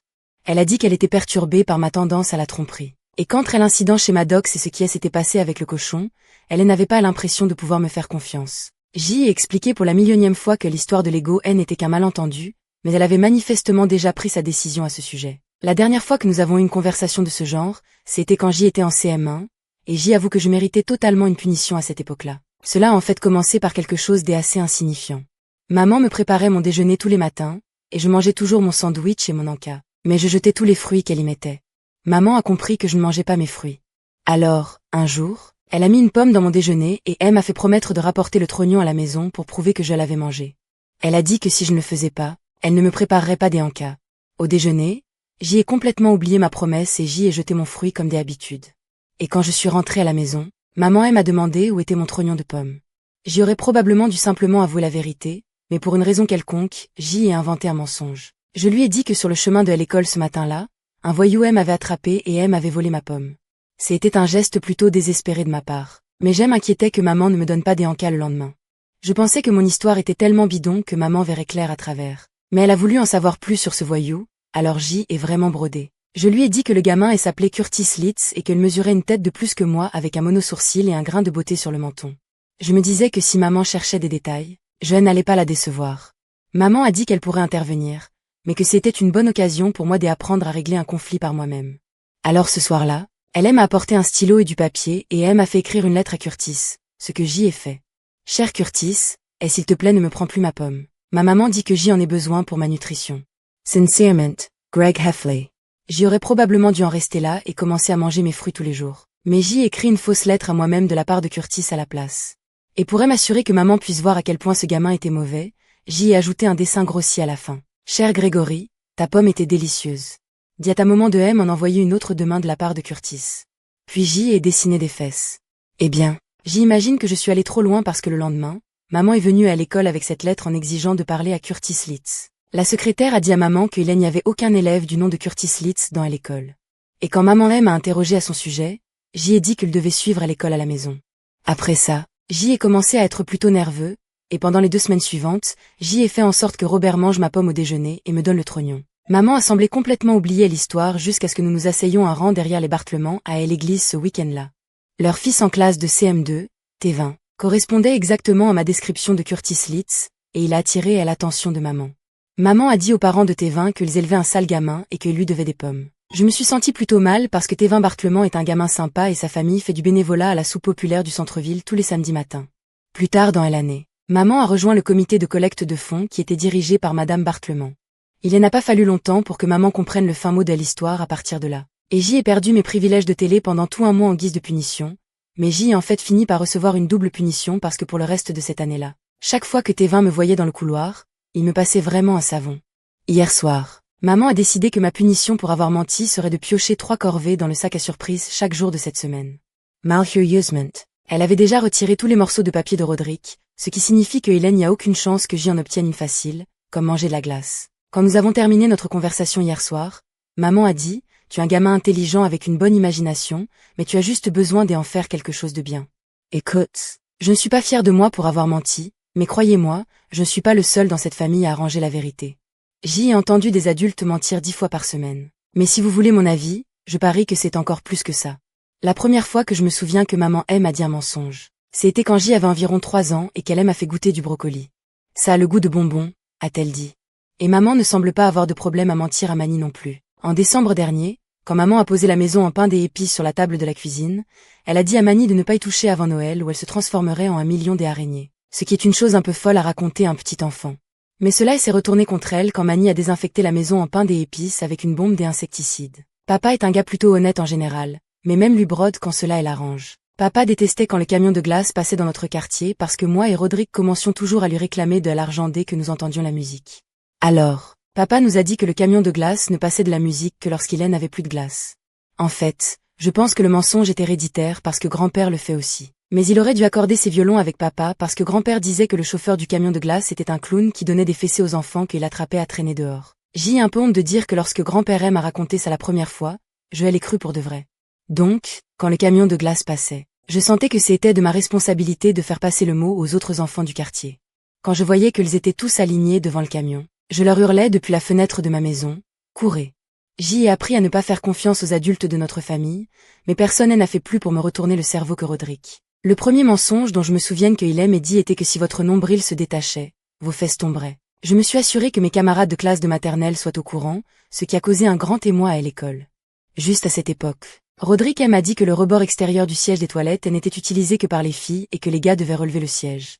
Quoi qu'il arrive, je l'ai cru. Et si maman n'était pas entrée par accident sur moi une fois dans la salle de bain alors que la porte n'était pas verrouillée, j'y aurais peut-être continué à utiliser les toilettes de la mauvaise façon pour le reste de ma vie. Parfois Rodrigue me disait des choses qui m'attiraient de gros ennuis. Quand j'y étais en CE1, il a dit que si une personne portait du camouflage, elle était en réalité invisible pour tous les autres. Cela m'a valu d'être banni de la piscine municipale pour le reste de l'été quand j'y ai enfilé du camouflage, me suis faufilé dans le vestiaire des filles et essayé de me fondre dans le mur. Beaucoup de mensonges de Rodrigue ont fini par me coûter de l'argent, aussi. Une année, Rodrigue m'a dit que si je creusais un trou et y mettais tout mon argent des anniversaires, un arbre pousserait et je pourrais prendre de l'argent liquide quand je voulais. Cela me semblait être une affaire plutôt intéressante. J'y ai donc fait ce qu'il a dit, et je l'ai même arrosé 2 fois par jour. Et quand j'y ai dit à maman que mon arbre à argent ne poussait pas, elle a pris une pelle et a creusé le trou, qui était vide. Je suis bien content que maman soit intervenue quand elle l'a fait, parce que dans un jour ou deux, tout mon argent des anniversaires aurait été dépensé en chewing-gum et en bande dessinée. Parfois Rodrigue me prenait mon argent purement et simplement. Une fois, quand j'y ai perdu une de mes dents de lait, je l'ai mise sous mon oreiller pour la fée des dents. Mais quand je suis allé voir si elle m'avait laissé 50 centimes, j'y ai trouvé ce mot que je suis à peu près sûr que Rodrigue a écrit lui-même. Désolé, je suis à court de liquide ce soir. Je me rattraperai la prochaine fois. FD. Rodrigue m'a dit que la fée des d'antenne n'était que l'une des fées qui viennent au milieu de la nuit et donnent de l'argent. Il a dit qu'il y avait une fée des bras et une fée des jambes et un tas d'autres aussi. Rodrigue a dit que lorsque vous grandissez, vos bras et jambes des enfants tombent et quand ils le font, vous les mettez sous votre oreiller et vous recevez de l'argent. Il a dit qu'après cela, vos membres des adultes commencent à pousser mais que parfois les bras ou les jambes d'un enfant se détachent et que ceux des adultes arrivent en avance. J'ai été terrifiée à l'idée que cela m'arrive. Je vérifiais donc chaque nuit pour m'assurer que mes bras et mes jambes étaient bien attachés. Rodrigue trouvait toujours des moyens de me faire peur. À l'époque où notre sous-sol n'était pas terminé, il y avait des espaces ouverts sous les marches de l'escalier. Rodrigue a dit que si je montais les escaliers trop lentement, un monstre m'attraperait la cheville. À partir de là, j'y ai commencé à monter les marches 2 par 2. Après être devenu bon à ça, j'y ai essayé de prendre les marches 3 par 3, mais j'imagine que c'était un peu trop ambitieux. J'y ai fait presque tout le chemin jusqu'en haut, mais j'y ai trébuché sur la dernière marche et j'y ai plané à travers le couloir pour atterrir sur papa. Finalement, nous avons terminé le sous-sol et les espaces ont été recouverts de bois. Mais le sous-sol de mamie n'est toujours pas terminé. Et avant de descendre là-bas, je m'assure généralement que tout est dégagé en faisant passer Mani en premier. Une autre chose que Rodrigue disait pour me faire peur était que si je rotais à l'intérieur, le fantôme de George Washington reviendrait pour me hanter. Je n'ai aucune idée de comment il a trouvé celle-là, mais cela me fait toujours réfléchir à 2 fois avant d'ouvrir une canette de soda. Parfois Rodrigue me disait quelque chose qui pouvait réellement être vrai, et c'est là que les choses devenaient confuses. Il m'a dit une fois que si une personne dort la bouche ouverte, elle mange en moyenne 5 araignées par nuit, ce qui est plutôt crédible quand on y pense. Une autre fois, Rodrigue m'a dit qu'il est dangereux de réveiller quelqu'un quand il est somnambule. J'y ai pensé qu'il y avait une chance qu'il dise la vérité parce que je suis à peu près sûr d'avoir entendu ça quelque part ailleurs.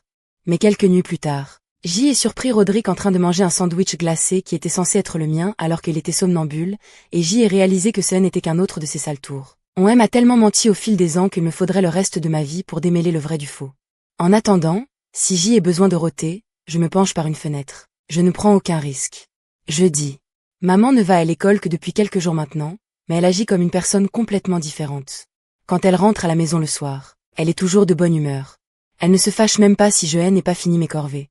Maman dit qu'elle est heureuse parce qu'elle est stimulée à aller à l'école. Et que le reste des antres nous devrait essayer d'apprendre de nouvelles choses, aussi. Mais j'ai une théorie quand il s'agit de ce genre de choses. Je me dis que votre cerveau n'a qu'un espace limité. Et au moment où vous avez 8 ou 9 ans, il est complètement rempli.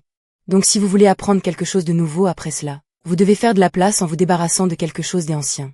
Je me dis que c'est pourquoi l'école devient plus difficile à mesure qu'on avance. À chaque fois qu'une nouvelle information arrive, votre cerveau efface automatiquement autre chose pour faire de la place. Pour prouver mon point de vue, depuis que J a appris la photosynthèse en sciences, je n'ai pas été capable de me rappeler comment faire une division posée. Question 1. Que est-ce que 367 divisé par 12? Et n'oubliez pas de montrer votre travail. Réponse. Aucune idée. J'aimerais juste qu'on puisse choisir ce dont notre cerveau se débarrasse. J'y ai complètement oublié les codes de triche pour magicien tordu. Mais j'y ai toujours un souvenir très net de la fois où J ai fait peur à papa quand il est sorti de la douche. Et croyez-moi, je paierai cher pour effacer à l'image de son corps nu de mes banques de mémoire. Maman dit que moi et Rodrigue devons commencer à penser à ce que nous voulons faire quand nous serons grands et commencer à planifier notre avenir dès maintenant.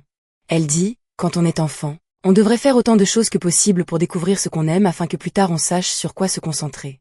Je sais déjà ce que je veux faire comme carrière. J a l'intention d'être testeur de jeux vidéo quand je serai grand. De la façon dont je vois les choses. Je m'entraîne pour ce travail depuis que je suis assez vieux pour tenir une manette entre mes mains.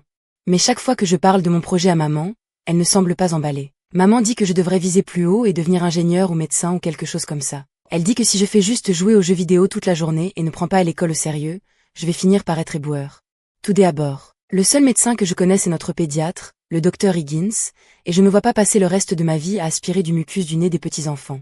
Et deuxièmement, être éboueur me semble être une affaire plutôt intéressante. Les gars qui ramassent nos poubelles passent leur journée dehors et mettent leur musique à fond. Donc, si l'histoire de testeur de jeux vidéo ne marche pas pour moi, éboueur me semble être un bon plan de secours. Quand j'y étais petit, maman me disait toujours que je pouvais être tout ce que je voulais quand je serais grand. Je n'ai découvert que plus tard qu'elle parlait juste de métier. Je pensais que je pouvais littéralement être n'importe quoi, comme un centaure. Maman dit toujours que nous avons beaucoup de matière grise dans notre famille et qu'une de mes arrière-arrière-arrière-tantes a aidé à inventer un remède pour une maladie il y a bien longtemps. Mais croyez-moi, nous avons aussi un tas de vrais abrutis dans notre famille. Pas plus tard que la semaine dernière, mon oncle Gary a coupé une grosse branche qui dépassait sur son allée. Dommage qu'il était assis sur la partie qu'il coupait et il a fini par se briser la clavicule. Avec des gens comme est l'oncle Gary dans mon patrimoine génétique. C'est un miracle que je puisse seulement nouer mes propres chaussures. Mais maman dit toujours que je peux faire de grandes choses si je m'y mets vraiment. Albert Sandy dit, les êtres humains n'utilisent que 80% de leur cerveau. Et si nous pouvons exploiter les autres 20%, nous pouvons faire des choses incroyables comme léviter. Si c'est moi qui trouve comment exploiter ces 20% supplémentaires cependant, je garde cette connaissance pour moi. Parce que si vous avez tous ces gens qui se promènent en utilisant leur cerveau à pleine capacité, ça va être complètement la folie. Mercredi. Maman essaie de donner à Rodrigue l'envie d'aller à l'université et dit qu'il est temps pour lui de se mettre sérieusement à chercher des écoles. Mais Rodrigue est toujours convaincu que son groupe va percer et que l'université est juste une perte de temps pour un gars comme lui. Je pense que maman commence à s'inquiéter un peu parce que maintenant elle oblige Rodrigue à faire des recherches sur les universités pendant une demi-heure par jour au lieu de faire ses corvées. Rodrigue a écrit à une poignée des écoles en début de semaine pour demander leurs brochures, et maman s'est mise dans tous ses états quand elles sont arrivées par la poste. Mais la plupart des universités étaient pour les chiens, ce que soit Rodrigue n'avait pas remarqué, soit elle pense que ce sont les seules universités dans lesquelles il a une chance d'être admis. Puisque maman ne peut pas intéresser Rodrigue à l'université, elle a reporté son attention sur moi. Lundi, maman m'a emmené à son école pour que je puisse voir à quoi ressemblait le campus. Et je dois avouer que c'était en fait plutôt cool. Maman a dit qu'à l'université, on peut étudier tout ce qu'on veut et que tout ce dont on a besoin pour réussir, c'est aider un esprit curieux. Elle m'a dit que pendant qu'elle se rendrait à son cours, je devrais explorer le campus pour me faire une idée de ce que c'est pour les étudiants. J'y ai marché pendant un moment, mais j'y ai eu l'impression que je n'avais pas ma place là-bas. Finalement, je suis allée à la bibliothèque et j'y ai juste attendu que maman ait fini son cours. J'y ai commencé à faire mes devoirs, mais je voyais bien que tous les étudiants se demandaient ce qu'un collégien fabriquait dans leur bibliothèque. C'est là que je me suis souvenu avoir entendu parler d'une fille de mon âge qui est si intelligente qu'elle est déjà en école de médecine pour devenir médecin. J'y ai pensé que si je me donnais l'air vraiment intelligent, j'y aurais l'air d'avoir ma place ici. J'y ai donc attrapé une pile de gros livres de psychologie sur l'étagère la plus proche et j'y ai fait semblant d'être à fond dedans.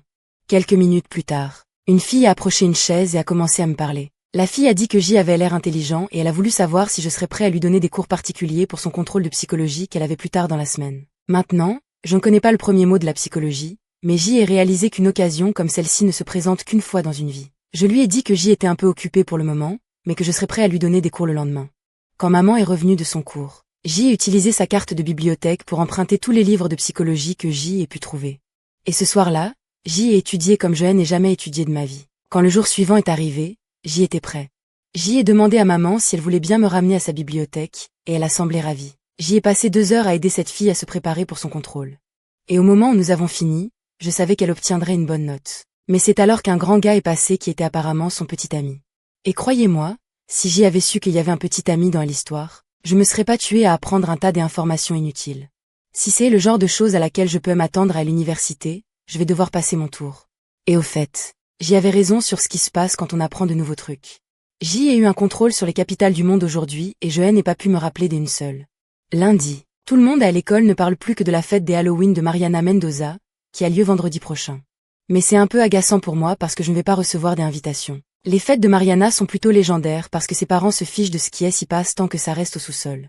La fête de l'année dernière a complètement dégénéré. Ça a commencé dans le sous-sol, mais tellement de gens sont venus que ça a débordé dans le jardin et les flics sont venus pour tout arrêter. Et c'est une affaire plutôt importante pour une fête de collégiens. Cette année, les parents de Mariana ont dit qu'elle devait faire ça en petit comité. Elle n'invite donc que les personnes qui sont dans l'orchestre de l'école avec elle. C'est une mauvaise nouvelle pour les enfants comme moi qui espéraient être invités cette fois-ci. Robert va être invité, cependant, parce qu'il est dans l'orchestre. Mais croyez-moi, et s'il va à une fête comme celle-là, il va être complètement dépassé. Je pensais à ça à l'école aujourd'hui quand j'y ai eu une idée de génie. Si je rejoins à l'orchestre, je peux me faire inviter à la fête de Mariana. Ce soir, quand j'y ai dit à maman et papa que je voulais rejoindre à l'orchestre, maman était tout à fait pour. Elle était vraiment excitée. Je voulais me lancer un défi et essayer quelque chose de nouveau. Mais papa n'était pas fou de l'idée. Papa a dit que les instruments coûtent cher et qu'il ne pense pas que je m'y tiendrai. Mais maman a dit que Rodrigue s'était bien tenu à la batterie, ce qui je ne pense pas a vraiment arrangé mon cas. C'est là que papa a remis le piano sur le tapis. Il y a 2 ans, maman m'a vu m'amuser avec un de ces petits claviers électroniques au centre commercial la semaine avant Noël. Je l'aimais bien parce qu'il avait tous ces boutons qui faisaient différents effets sonores. Coin, coin, coin. Je pense que maman s'est emballée un peu trop vite à l'idée que je montre de l'intérêt pour un instrument de musique parce que le soir de Noël, un camion s'est arrêté pour livrer un piano de taille réelle.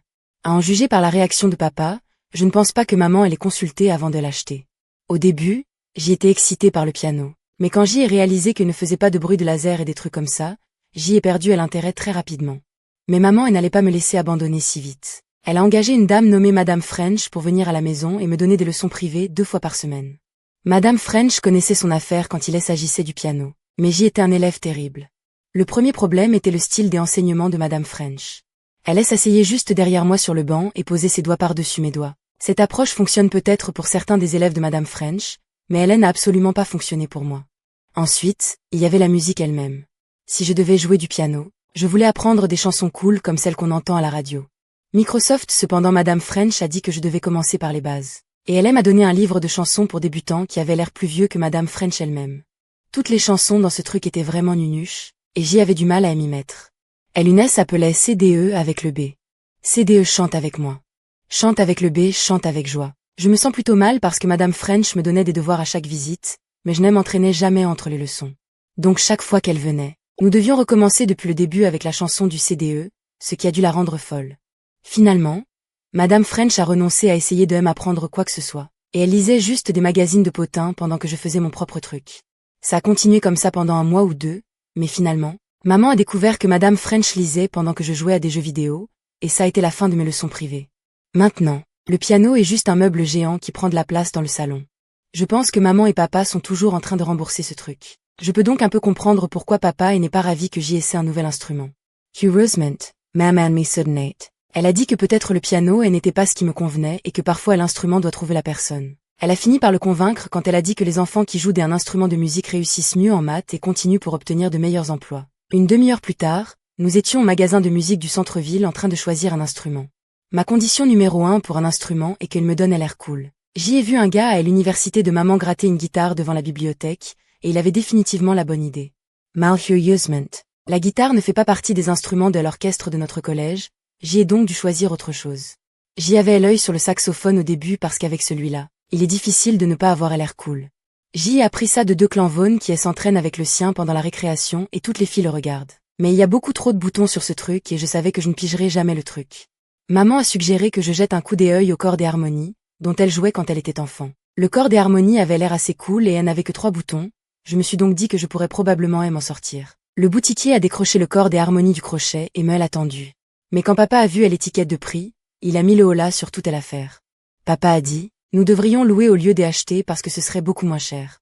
Mais tous les instruments de location étaient des occasions et ils étaient plutôt cabossés.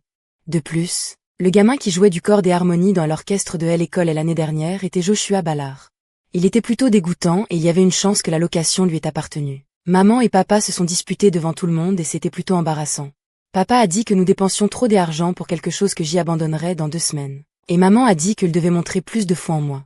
Finalement, papa a cédé. Mais avant de glisser la carte de crédit, il m'a fait promettre que je m'entraînerais tous les soirs. Ce truc a intérêt à être aussi facile qu'il en a l'air parce que cela semble faire beaucoup d'histoires juste pour se faire inviter à une fête des Halloween de collégiens.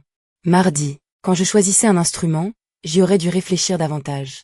Tout à quoi je pensais était l'image, mais il y a des autres considérations, aussi. C'était une vraie galère d'apporter mon corde et harmonie à l'école aujourd'hui parce que l'étui pèse presque autant que l'instrument.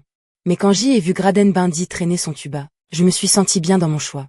Tout le monde dit que Vanna Belgrère est la fille la plus intelligente de notre classe, et il est facile de voir pourquoi.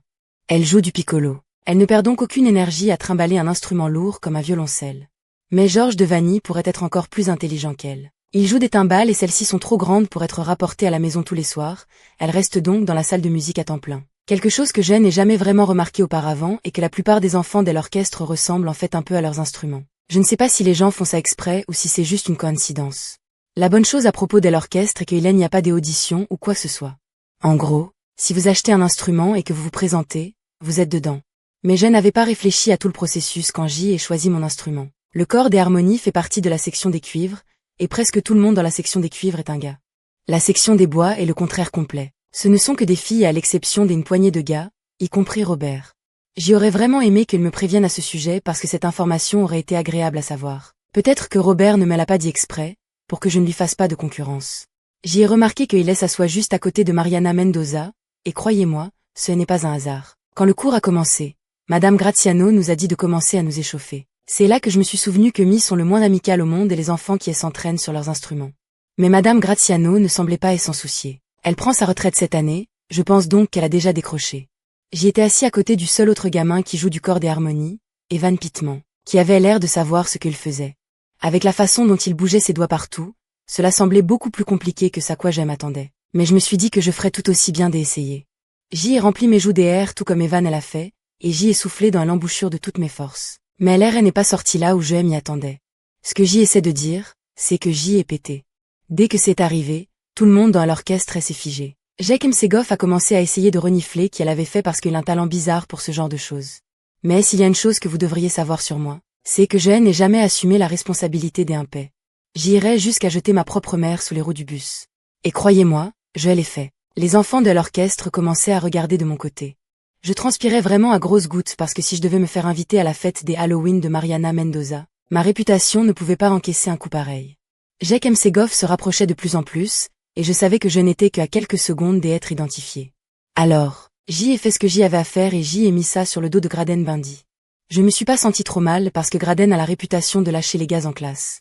Donc, de la façon dont je vois les choses, c'était une punition pour toutes les fois où il s'en est tiré à bon compte jeudi. J'aimerais pouvoir revenir en arrière et choisir un nouvel instrument parce que ce corde et harmonie n'est pas une blague. Le gars du magasin de musique n'a jamais mentionné que c'est un instrument pour gaucher et je suis droitier. Je pensais que ce serait facile avec toute cette histoire de 3 boutons, mais ma main gauche n'est pas assez forte pour le faire fonctionner. De plus, l'embouchure est minuscule et je ne peux pas faire passer des airs à travers. Jusqu'à présent, je n'ai pas été capable d'extraire quoi que ce soit qui ressemble à une note de musique. Malheureusement, cela n'aide pas avec papa. Il veut m'entendre m'entraîner chaque soir comme je le lui ai promis. Heureusement, j'y ai trouvé des clips vidéo en ligne d'une lycéenne qui s'entraîne au corde et harmonie. Donc, chaque soir je ferme la porte de ma chambre et je passe ces vidéos depuis mon ordinateur. Cela semble faire l'affaire, au moins pour l'instant. Toute cette histoire d'instruments de musique pourrait être une grande perte de temps.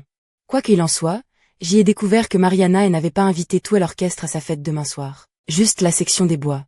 Cela signifie que si vous jouez d'un instrument de cuivre comme moi, vous n'avez pas de chance. Mais ensuite j'y ai réalisé que j'y avais une entrée. Robert fait partie de la section des bois, et s'il y va, alors je peux juste l'accompagner. Je ne peux pas simplement me pointer avec lui, cependant, ou je pourrais me faire refouler à la porte. J'y ai donc trouvé un moyen de m'assurer que cela n'arrive pas. J'y ai réalisé que si je faisais de moi une partie du costume de Robert, alors partout où il va, j'y vais aussi. C'est ainsi que j'y ai eu l'idée que nous y allions sous la forme d'un monstre à 2 têtes. Sur le chemin du retour de l'école, j'y ai tout raconté à Robert sur mon plan. Mais Robert a dit qu'il voulait aller à la fête en tant que gentille sorcière. Et sa maman travaillait déjà sur son costume. Vous voyez, c'est exactement pourquoi Robert a besoin que je vienne avec lui. J'y ai dit à Robert que s'il allait à une fête comme celle-là déguisée en sorcière, il ne s'en remettrait jamais à l'école. Je pense que cela l'a rendu plutôt nerveux. Il a donc dit qu'il avait changé d'avis et qu'il voulait faire à l'histoire du monstre à 2 têtes que J avait trouvé. Alors, ce soir nous nous sommes mis au travail pour fabriquer le costume avec des draps que J ait trouvés dans le placard à linge. Quand maman est rentrée de l'école, J ait réalisé que J aurait dû demander la permission avant de les découper. Mais elle était vraiment heureuse que moi et Robert fabriquions quelque chose au lieu de jouer aux jeux vidéo comme nous le faisons d'ordinaire. Je lui ai dit que nous fabriquions un costume de monstre à 2 têtes, et elle a pensé que c'était une excellente idée pour la chasse aux bonbons. J'y ai dit à maman que le costume était en fait pour la fête des Halloween de Mariana Mendoza, et dès que Joël ait dit, j'y ai regretté de ne pas pouvoir le retirer. Comme Joël ait dit plus tôt, la fête de l'année dernière a été un fiasco total, et tout le monde en a entendu parler dans notre ville. Mais maman était en fait d'accord avec elle idée. Elle a dit qu'une fête était une bonne occasion pour nous de nous ouvrir aux autres et d'élargir notre cercle des amis. Elle a dit qu'elle serait même ravie de nous y conduire. Je suis juste soulagée qu'elle n'ait pas suggéré d'ajouter une autre tête au costume pour pouvoir nous accompagner parce que croyez-moi, c'est exactement le genre de chose à laquelle elle penserait. Halloween. Il a fallu beaucoup de temps pour arriver chez Mariana ce soir parce que la rue était pleine de petits enfants qui faisaient la chasse aux bonbons. J'ai été plutôt content que nous soyons un peu en retard parce que si nous nous pointions pile à l'heure, nous aurions l'air d'être trop impatients. Quand nous sommes enfin arrivés chez Mariana, j'y ai dit à maman merci pour le trajet et de ne pas revenir nous chercher avant que la fête ne se termine à 23 heures. Mais maman a coupé le contact, est sortie de la camionnette et a sorti des sacs de l'arrière. Quand je lui ai demandé ce qu'elle fabriquait, elle a dit qu'elle entrait pour se présenter à monsieur et madame Mendoza. J'y ai supplié maman de ne pas le faire, mais quand elle décide de faire quelque chose, il n'y a vraiment aucun moyen de l'arrêter. Nous avons sonné à la porte, mais personne n'a répondu. Nous pouvions entendre de la musique forte venir du sous-sol, maman a donc ouvert la porte, et nous sommes tous entrés à l'intérieur. Monsieur et madame Mendoza étaient sur le canapé en train de regarder un film d'horreur, et ils ne semblaient pas très intéressés à l'idée de se lever et de bavarder avec maman. Maman a demandé si elle pouvait descendre et jeter un coup d'œil à la fête, et ils ont semblé totalement d'accord avec ça. Maintenant j'y étais vraiment nerveux. Maman a ouvert la porte du sous-sol et elle s'est dirigée vers le bas. Et tout ce que moi et Robert pouvions vraiment faire était de la suivre. Il y avait déjà beaucoup d'enfants là-bas, et ils avaient l'air de s'amuser comme des fous. Mais quand tout le monde a vu maman, ils ont arrêté ce qu'ils faisaient. Maman a sorti un tas de jeux des Halloween fait maison de son sac. Et j'y ai eu un nœud à l'estomac. J'y aurais dû savoir ce que maman manigançait quand je l'ai vu lire l'édition de octobre du magazine Plaisir en famille hier soir. Sur la couverture, il était écrit « De l'amusement terrifiant, des jeux de fête hantés fait maison ». Quand maman a sorti ces jeux de fête, j'y ai pensé que tout le monde l'ignorerait tout simplement et retournerait à s'amuser. Mais ensuite quelque chose de fou s'est produit. Mariana et une poignée de filles ont commencé à aider maman à installer ses affaires. À partir de ce moment-là, c'est maman qui dirigeait la baraque. Elle a invité tout le monde à la fête à jouer à ces jeux des Halloween nunuches. J'y ai pensé que je mourrais de honte pour de vrai, mais tout le monde s'y est mis et semblait passer un excellent moment. Je pense que la personne qui s'amusait le plus était Robert. Son jeu préféré était celui où on mange un beignet suspendu à une ficelle, il a établi le record avec 5 en 30 secondes. Une fois que J ai réalisé que tout le monde passait un bon moment, je me suis détendu un peu. J ai même joué à quelques jeux moi-même. Moi et Robert avons remporté le premier prix et avons épinglé le H sur le fantôme. Et je dois avouer que nous formions une équipe plutôt correcte. En fait, nous avons gagné beaucoup des jeux de maman. Le seul où nous étions nuls était le lancer de mini-citrouille. Mais c'était parce que dans notre costume de monstre à 2 têtes, nous n'avions chacun qu'une seule main libre. Mais j'imagine qu'on ne peut pas être bon dans tout. Après que les jeux se sont terminés, quelqu'un a mis la musique plus fort et la fête a monté d'un cran. C'était un peu difficile de sortir mes meilleurs mouvements pendant que j'y étais attachée à Robert, mais j'y avais quand même des trucs plutôt pas mal. Je dois dire que c'était génial. Les seuls enfants qui ne s'amusaient pas étaient la poignée de gars qui étaient là, mais je n'allais pas laisser quelques pisse-froids gâcher mon bon moment. Juste au moment où la fête était sur le point d'atteindre le niveau supérieur, Robert M a dit qu'il avait besoin d'aller aux toilettes. Mais quand nous avons fabriqué le costume, nous n'avions pas prévu ce genre de choses. Il n'y avait pas de fermeture éclair ou quoi que ce soit comme ça, le seul moyen de sortir du costume était donc de le découper. Ni l'un ni l'autre ne portions de t-shirt en dessous. Ça n'allait donc pas se faire. J'y étais plutôt agacée parce que plus tôt dans la soirée, j'y avais dit à Robert de lever le pied sur le punch aux fruits, et bien sûr, il n'avait pas écouté. J'y ai décidé qu'il allait juste devoir attendre que nous soyons rentrés à la maison pour s'occuper de ça. J'y ai donc essayé de retourner à m'amuser, mais les gémissements de Robert me rendaient la tâche plutôt impossible de profiter de moi-même. Je pense que maman a compris ce qui se passait en voyant la tête de Robert, et elle a dit qu'il était temps pour nous de plier bagages et de rentrer. Maintenant, j'y étais vraiment furieux parce que la fête battait son plein et nous devions partir parce que Robert avait besoin d'une pause pipi. Mais maman a dit qu'il vaut mieux quitter une fête quand elle bat son plein que lorsqu'elle s'essouffle. Elle a dit que ça vous donnait l'air cool parce que tout le monde pensera que vous avez de meilleures choses à faire. Je ne sais pas ce qu'il y a de mieux que de traîner avec Mariana Mendoza. Mais maman me poussait pratiquement dans les escaliers. Quand nous sommes partis en voiture, j'y étais plutôt misérable. Mais maman était plus heureuse que je ne l'ai jamais vue. Novembre, jeudi. Toute cette semaine, Mariana et ses amis n'ont pas arrêté de dire à quel point la fête était formidable et à quel point ma maman était amusante. Je ne sais pas trop comment le prendre exactement, mais j'imagine que je vais le prendre comme un compliment. J'y ai un peu perdu à l'intérêt d'être dans l'orchestre, cependant, et ce n'est pas juste parce que la fête est derrière nous. Une fois que nous sommes revenus à l'école lundi, les gars de la section des bois ont commencé à me mener la vie dure et à appeler le fils à sa maman. Et ce ne sont pas seulement les grands gars non plus. Même Jacques Msegoff s'est mis de la partie en me faisant sursauter avec sa flûte. Flutement.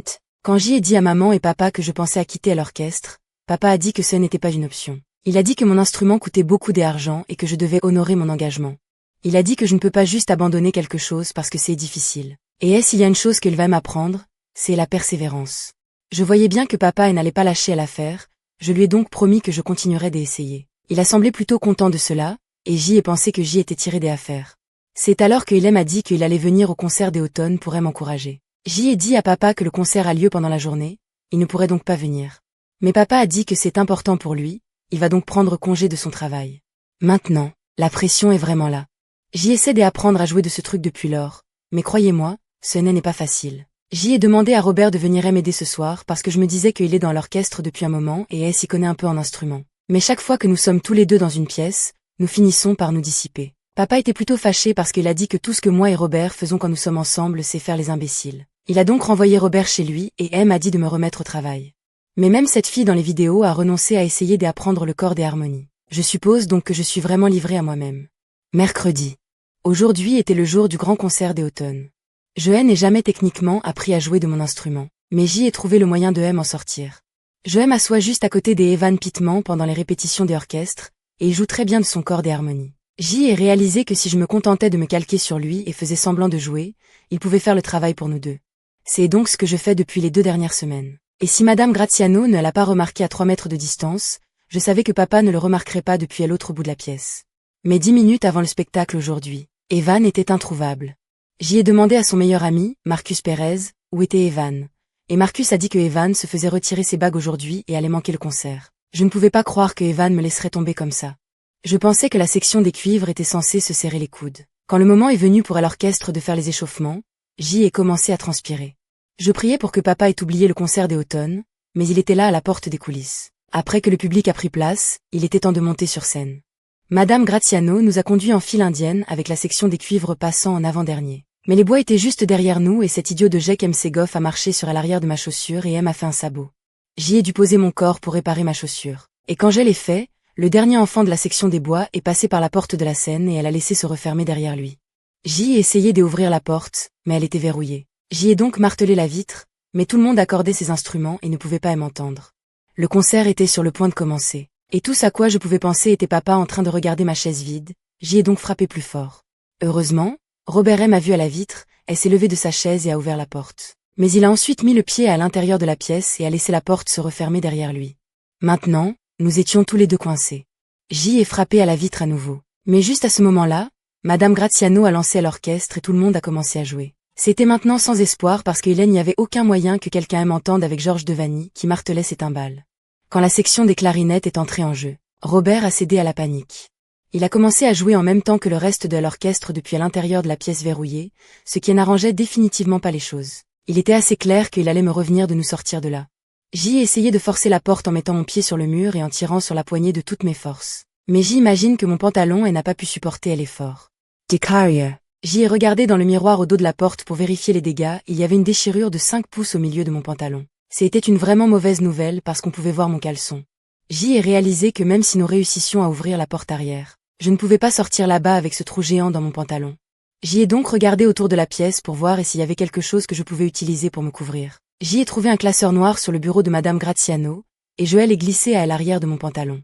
Le classeur couvrait plutôt bien le trou, et de loin. Personne ne serait capable de le remarquer, mais il était si rigide, je ne pouvais pas réellement m'asseoir. J'y ai donc dû le retirer et trouver une idée différente. Puis, je suis arrivé à une solution. J'y ai attrapé le marqueur noir sur le bureau de Madame Graziano et j'y ai dit à Robert de colorier la partie de mon caleçon qui dépassait. De cette façon, personne ne saurait même que mon pantalon s'était déchiré. Malheureusement, c'est exactement le moment où papa a passé la porte. Je ne sais pas à quoi ressemblait Robert en train de colorier mon caleçon pour lui, mais J a l'impression que ça n'avait pas l'air très net.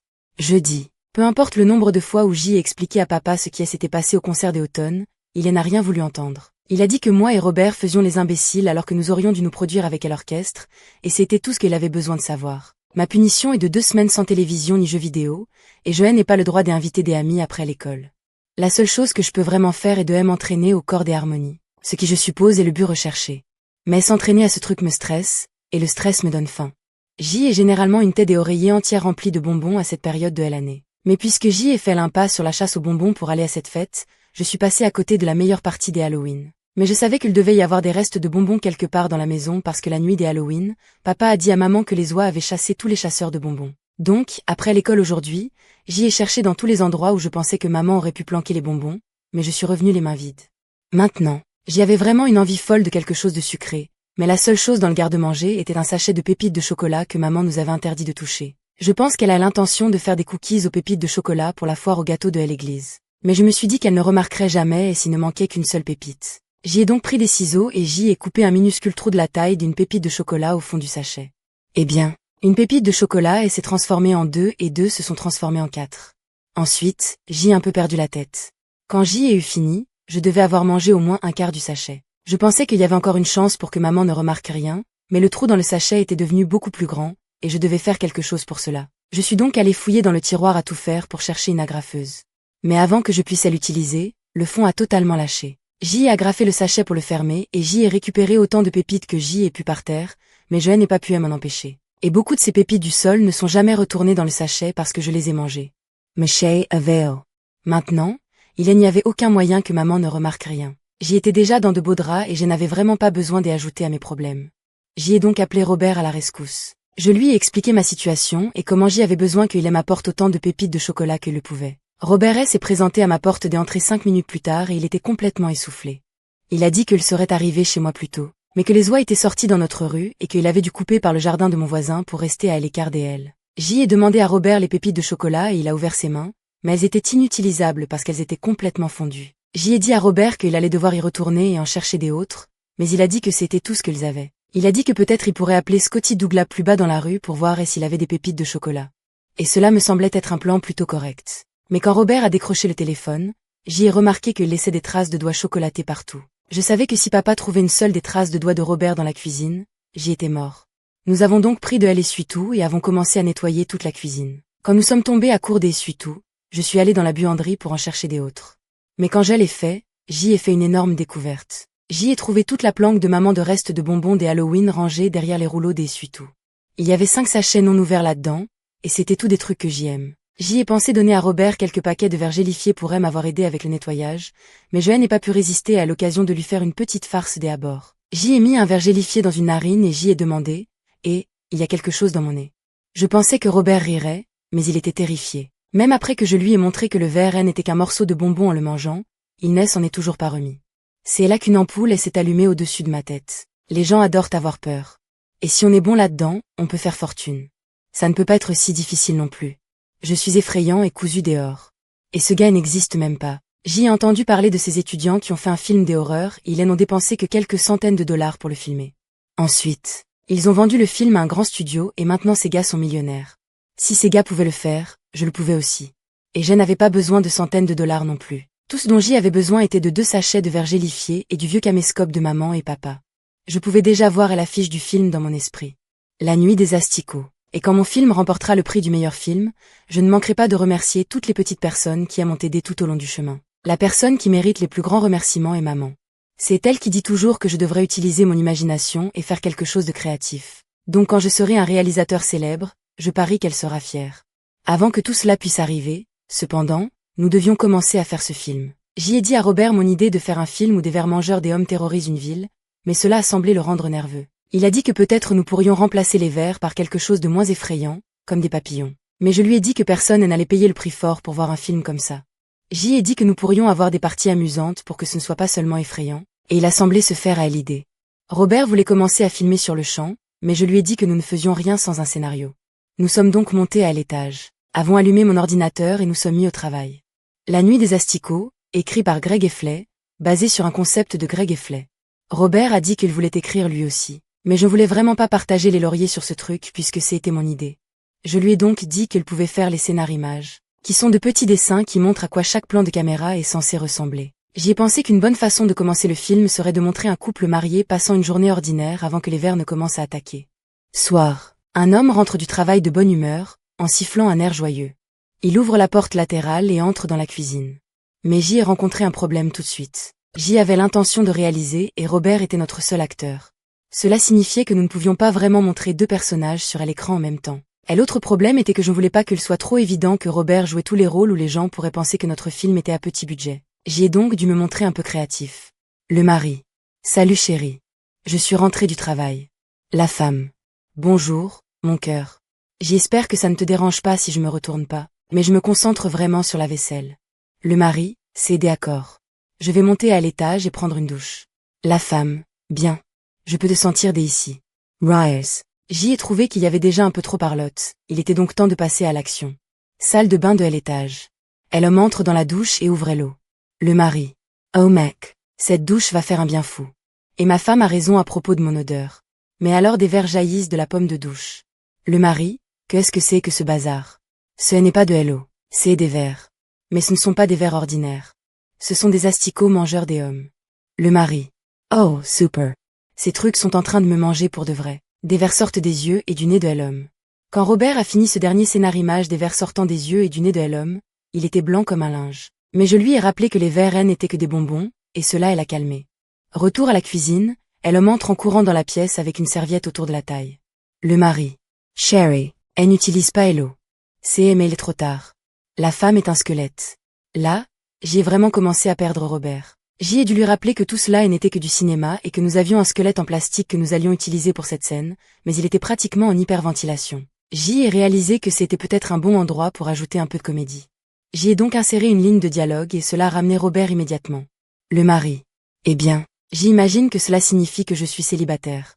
Clin d'œil. Après que cela a été réglé, on est revenu à l'action. Et la scène suivante était une grosse scène. L'homme regarde dehors. La maison est totalement encerclée par les asticots. Le mari. Oh non, je suis cerné. Je ferais mieux d'appeler les flics. L'homme porte le téléphone à son oreille et compose le 911. Le mari. Allô. Est-ce la police? J'y appelle pour signaler. Attendez, qu'est-ce que? Un verre rampe depuis le téléphone dans l'oreille de l'homme et ressort par l'autre. Le mari. L'homme meurt. Après avoir fini d'écrire cette scène, j'y ai réalisé que cela prenait trop de temps. De plus, il y avait des scènes que je n'avais pas encore trouvé comment tourner. Comme la bataille entre le maire et l'asticot roi de 500 pieds à la fin du film. Puisque nous n'allions pas terminer tout ce truc en un seul jour, j'y ai décidé que nous ferions tout aussi bien de commencer et de tourner les scènes que nous venions d'écrire. J'y ai trouvé le caméscope de mes parents dans le placard de maman, et heureusement il y avait une cassette vidéo dans le sac de la caméra. Nous avons aussi emprunté des vêtements dans le placard de papa pour le premier costume de Robert, et même si le pantalon était un peu long, il lui allait plus ou moins. Nous avons tourné la scène des ouvertures, qui a pris environ 3 fois plus de temps qu'elle n'aurait dû parce que Robert avait du mal à se souvenir de ses répliques. Salut chérie. Je suis rentrée pour le petit déjeuner, je veux dire pour prendre une douche. Tu as vu des vers. Mince alors. Après cela, il était temps de filmer Robert dans le rôle de la femme du gars. Robert n'était pas à l'aise à l'idée de porter une des robes de maman, nous nous sommes donc rabattus sur un pantalon de yoga. Nous n'avions pas de perruque. Robert a donc porté un sweat à capuche pour se couvrir la tête. Ce n'était pas exactement comme je l'avais imaginé, mais parfois il faut juste faire avancer les choses. Après avoir bouclé les affaires dans la cuisine, nous sommes montés à l'étage pour tourner les scènes de la salle de bain. Robert ne voulait pas se mouiller les cheveux. Il a donc porté un bonnet de douche que nous avons trouvé sous le lavabo de maman. J'y ai trouvé le maillot de bain de papa dans un des tiroirs de sa commode. Et Robert l'a enfilé et est entré dans la douche. Il s'avère que la scène de la douche a été beaucoup plus difficile à filmer que ce à quoi je m'attendais. Je devais cadrer Robert à partir de la taille, pour qu'on ne voit pas qu'il portait un maillot de bain. De plus, je n'avais pas vraiment réfléchi à la façon de donner l'impression que des vers sortaient de la pomme de douche, et rien de ce que je faisais n'avait l'air correct. Finalement, je me suis résolue à juste jeter des vers au visage de Robert. Avec un peu de chance, cela aura l'air réaliste quand tout sera monté ensemble. Joanne n'a pas pu trouver où maman gardait son colorant alimentaire, nous avons donc dû nous rabattre sur du ketchup pour le sang. C'était un peu trop épais, mais ce n'était pas la pire chose au monde non plus. Après avoir bouclé les affaires dans la salle de bain, il était temps de redescendre à la cuisine. Nous avons tourné la scène du squelette assez rapidement, et le sweat à capuche a fini par faire l'affaire tout à fait convenablement. À ce stade, il commençait à se faire un peu tard, et m'inquiétais que nous n'allions pas finir de tourner nos scènes avant que mes parents ne rentrent. Nous nous sommes donc dépêchés de sortir et nous sommes mis au travail pour disperser les vers gélifiés partout dans le jardin. Par contre, je n'étais pas satisfait du résultat de la scène. Il n'y avait tout simplement pas assez de vers pour donner un côté effrayant. J ai décidé que nous allions devoir puiser dans l'autre sachet de vers gélifiés pour que la scène fonctionne. Mais quand J ai ouvert la porte de la buanderie, J ai eu une bien mauvaise surprise. Le cochon était en train de manger les vers gélifiés. J'y étais en train d'essayer de trouver quoi faire avec le cochon quand J ai entendu Robert hurler dans la cuisine. Je suis donc accouru pour voir ce qui n'allait pas. Une bande d'Ewa s'en donnait à cœur joie sur nos vers gélifiés. J'y ai donc ouvert la porte pour essayer de les faire fuir, mais elles n'ont pas bougé d'1 pouce. Hein. Une fois que les oies ont achevé les vers gélifiés, elles en ont voulu plus. J'y ai fermé la porte, mais elles frappaient vraiment de façon agressive. Alors, moi et Robert nous sommes cachés sous la table de la cuisine pour essayer de planifier notre prochain mouvement. J'y ai dit à Robert que la seule chose dont les oies ont peur est les autres animaux. Mais avant que je puisse dire un autre mot, Robert était à la fenêtre avec le dis-moi tout de manie en train de tirer sur la ficelle sur l'image du chien. Chien, chien, chien, chien. Maintenant, les oies picoraient les vitres et J avait peur que si nous ne faisions rien, elles finissent par entrer pour de vrai. C'est alors que je me suis souvenu que la dernière fois que Roderick avait fait la chasse aux bonbons, il portait ce masque de loup affreux, qui était toujours en bas au sous-sol. Je me suis dit que si quelque chose allait faire fuir ces oies, c'était ça. Moi et Robert avons couru au sous-sol pour trouver le masque. Les vieux costumes des Halloween étaient dans une boîte sur la 3e étagère. C'était donc un travail à 2 pour la descendre. Je suis monté sur les épaules de Robert et J ai tendu le bras pour attraper la boîte, mais quand je l'ai fait, J ai fait tomber une boule à neige de l'étagère. Et quand cela s'est produit, la sorcière s'est déclenchée. Recanement, recanement, recanement, recanement. Je me suis agrippé à l'étagère et tout le meuble de rangement s'est effondré dans un grand fracas. Quand la poussière est tombée, nous avions tous les deux de la chance d'être en vie. Une fois que Robert s'est libéré, il a jailli du sous-sol si vite. Je pense qu'il a pu réellement prendre les marches 4 par 4. Et une fois qu'il est sorti de la maison, Robert ne s'est pas arrêté. Il a grimpé à mi-chemin du grand arbre sur le côté de la maison, et c'est là que Joël est trouvé en train de débiter des absurdités. J ai essayé de le convaincre de descendre, mais il n'a pas bougé d'1 pouce. J'y ai donc pris une raquette de tennis et quelques balles et J ai essayé de le faire tomber, mais cela l'a seulement fait grimper plus haut. Malheureusement pour moi, c'est le moment précis où papa est rentré. Mercredi, cela a été quelques semaines plutôt folles depuis que moi et Robert avons fait notre film. J était trop occupé pour tenir mon journal à jour parce que papa m'a fait travailler dans la chaufferie tous les soirs pour trier toutes les affaires qui sont tombées des étagères. J a essayé d'expliquer à papa que nous faisions juste un film et que les choses avaient dérapé, mais c'était comme parler à un mur. Je pensais que maman se montrerait un peu plus compréhensive. Mais il s'avère que la cassette dans le caméscope contenait les premiers pas de Manny, et nous avons enregistré directement par-dessus.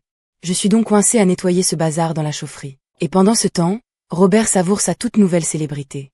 Une équipe de journalistes est venue et a enregistré le moment où les pompiers l'ont sorti de l'arbre. Et les images du sauvetage spectaculaire se sont propagées comme une traînée de poudre. Robert n'est même pas retourné à l'école parce que toutes les émissions matinales veulent s'arracher sa présence. Ce qui est vraiment agaçant, c'est que dans toutes ces interviews, Robert n'a pas mentionné Minon une seule fois, même si c'est moi qui l'ai rendu célèbre. Mais ces jours-ci, il agit à peu près comme si le monde tournait autour de son nombril. J'imagine que c'est ce que la célébrité fait à une personne. Voilà Robert à la télé en train d'essayer de divertir tout le monde en tenant le dis-moi tout de Manny et en tirant sur la ficelle sur l'image du chien. Chien, chien, chien, chien. Tout ce que je peux dire, c'est que vous me verriez jamais me donner en spectacle juste pour décrocher un rire facile de la part des gens qui regardent à la maison. Fin.